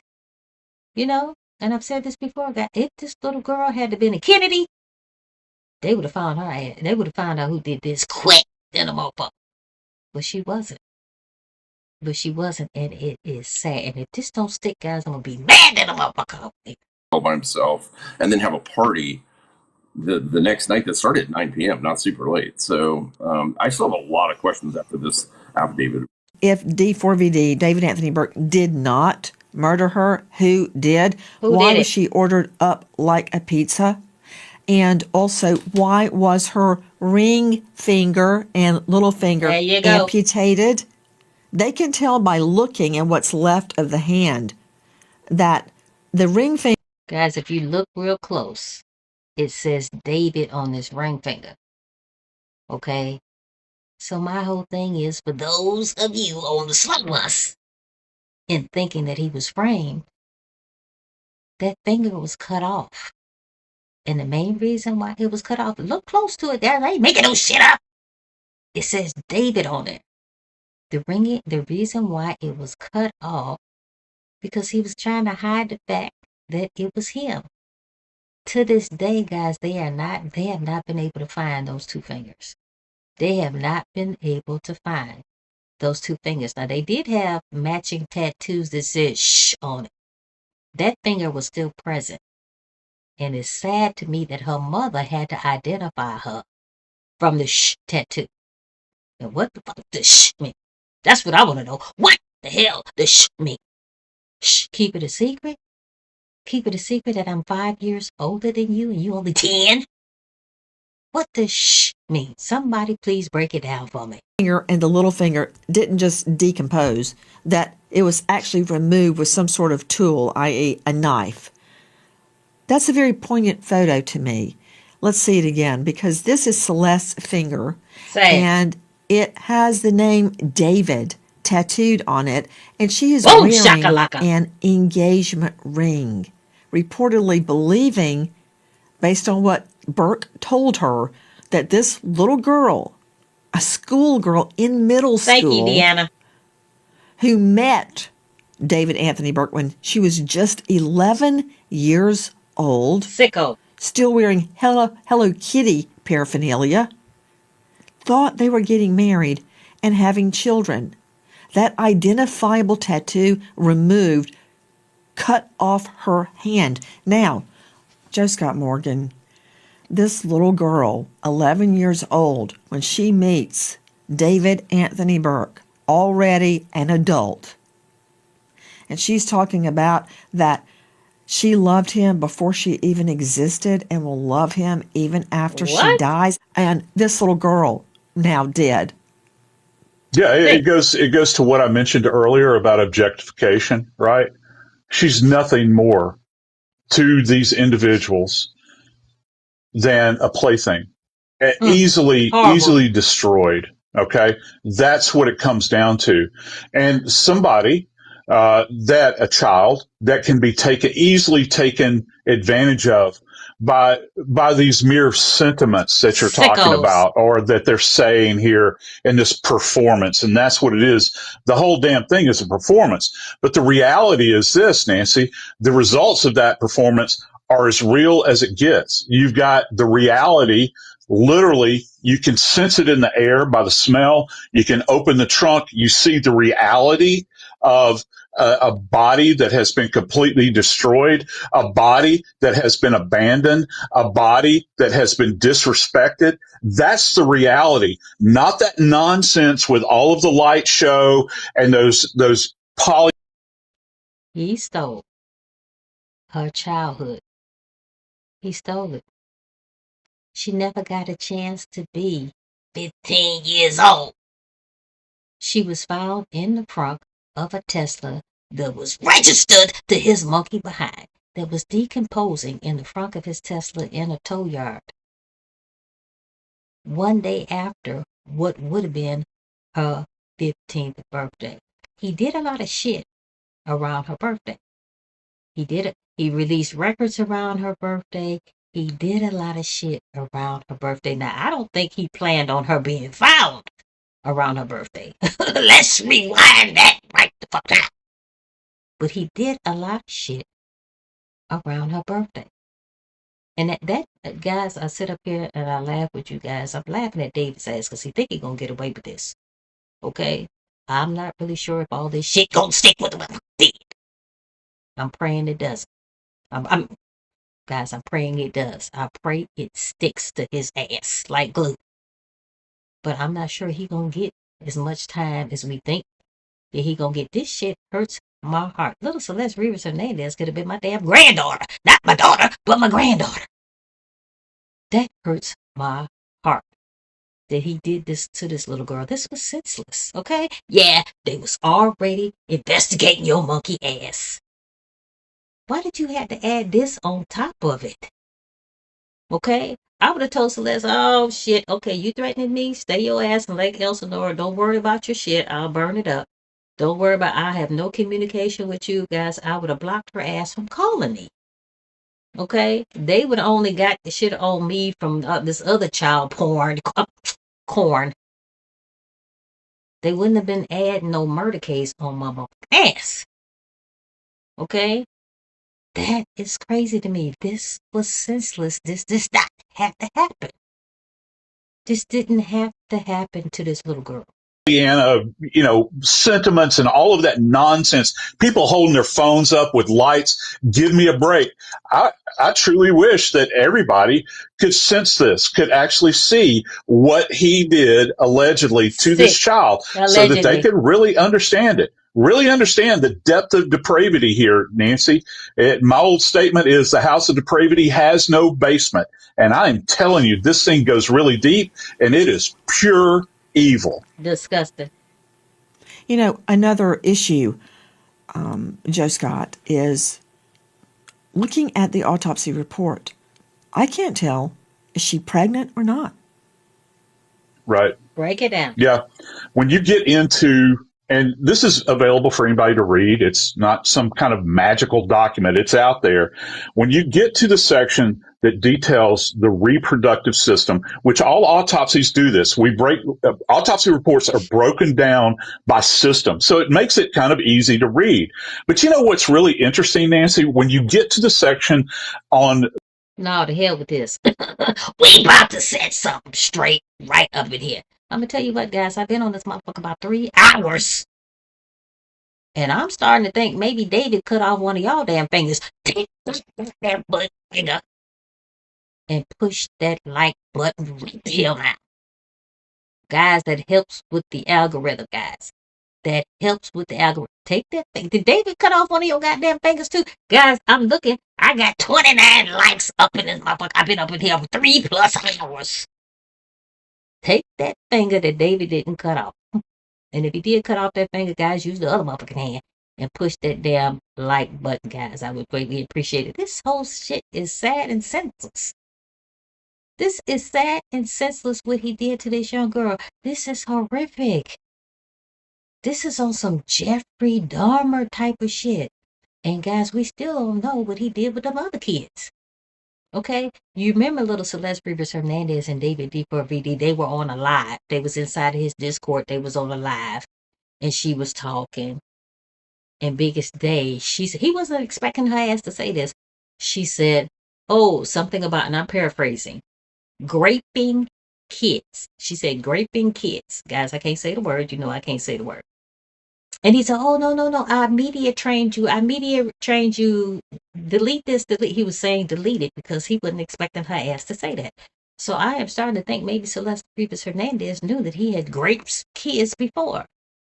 Okay? If we can't blame her, she a damn kid. You think she gonna run to the popo and say, oh, this dude I'm going out with is graping kids? No, she can't say that shit. But I'm starting to think that she knew a whole hell of a lot more than we thought. Okay? This is sad. It's senseless.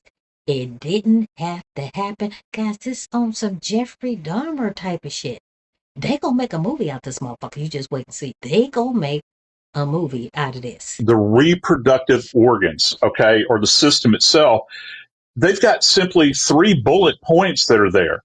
This is not like a deep dive. They mentioned her uterus, which is something that is, in fact, examined, particularly when we're talking about a pregnancy. You want to really do an in-depth study here where you're going through, there are various layers, say, for instance, to the uterus, and you have to examine each one of those layers and listen. I understand that you're talking about a body that is decomposed. However, when you look at the autopsy report, it's something that we refer to as standard dictation. You got 3 bullet points, and there's no more than, I don't know, maybe 60 words contained in the whole thing. If that, it doesn't get down into the granular detail.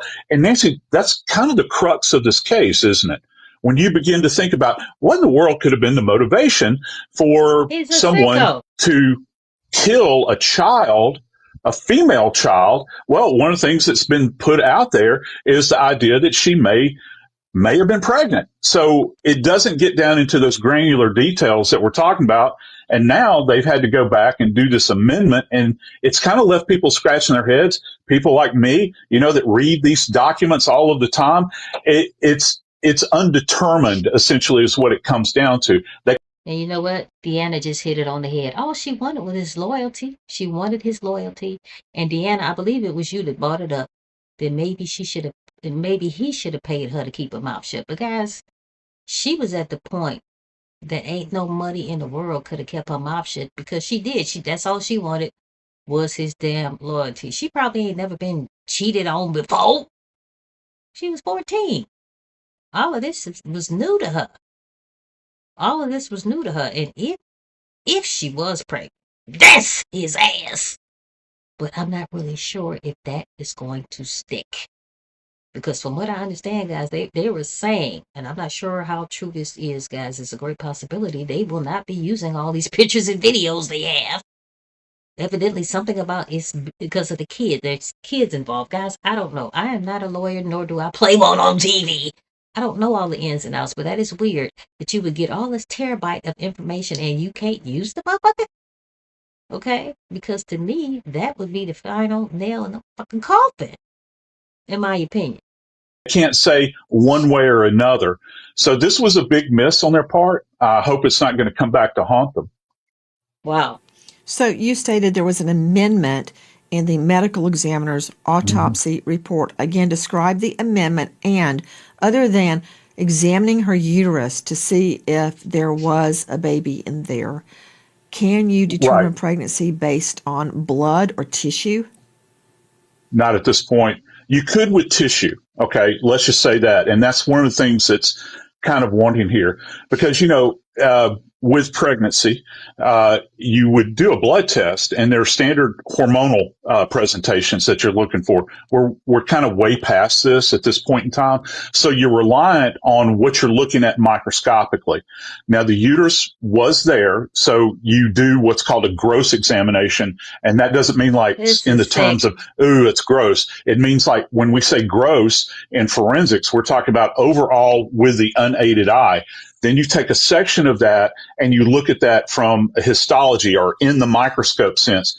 We're not getting that here. Okay. So it turns out that it's kind of indeterminate. I just wish somebody would come back and actually say definitively, one way or another. You can't have one foot in the boat and one foot in the water. You've got to say what you mean here. And that's left a lot of people scratching their heads. Okay, guys, we ain't about to do no more damn commercials up in this camp. Guys, this is sad. It was sad, and it was senseless, and I don't understand why the hell David D4BD, if he did it allegedly, why did he have to do this little girl like that? Why did he have to do it like that? That shit is weird to me, and guys, let me scoot over some.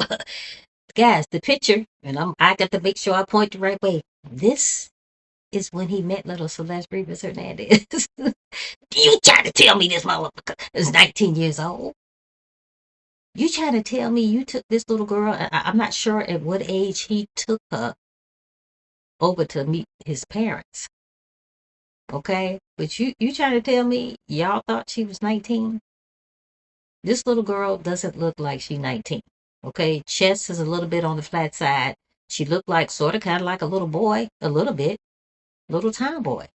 Okay, of course, guys, when she started getting older, okay, she started filling out this, that, and the third. But if this is the girl that was brought to your house, and I'm talking directly to the parents of David D4VD, how in the hell you gonna sit up here and tell me you thought this little girl was 19 years old?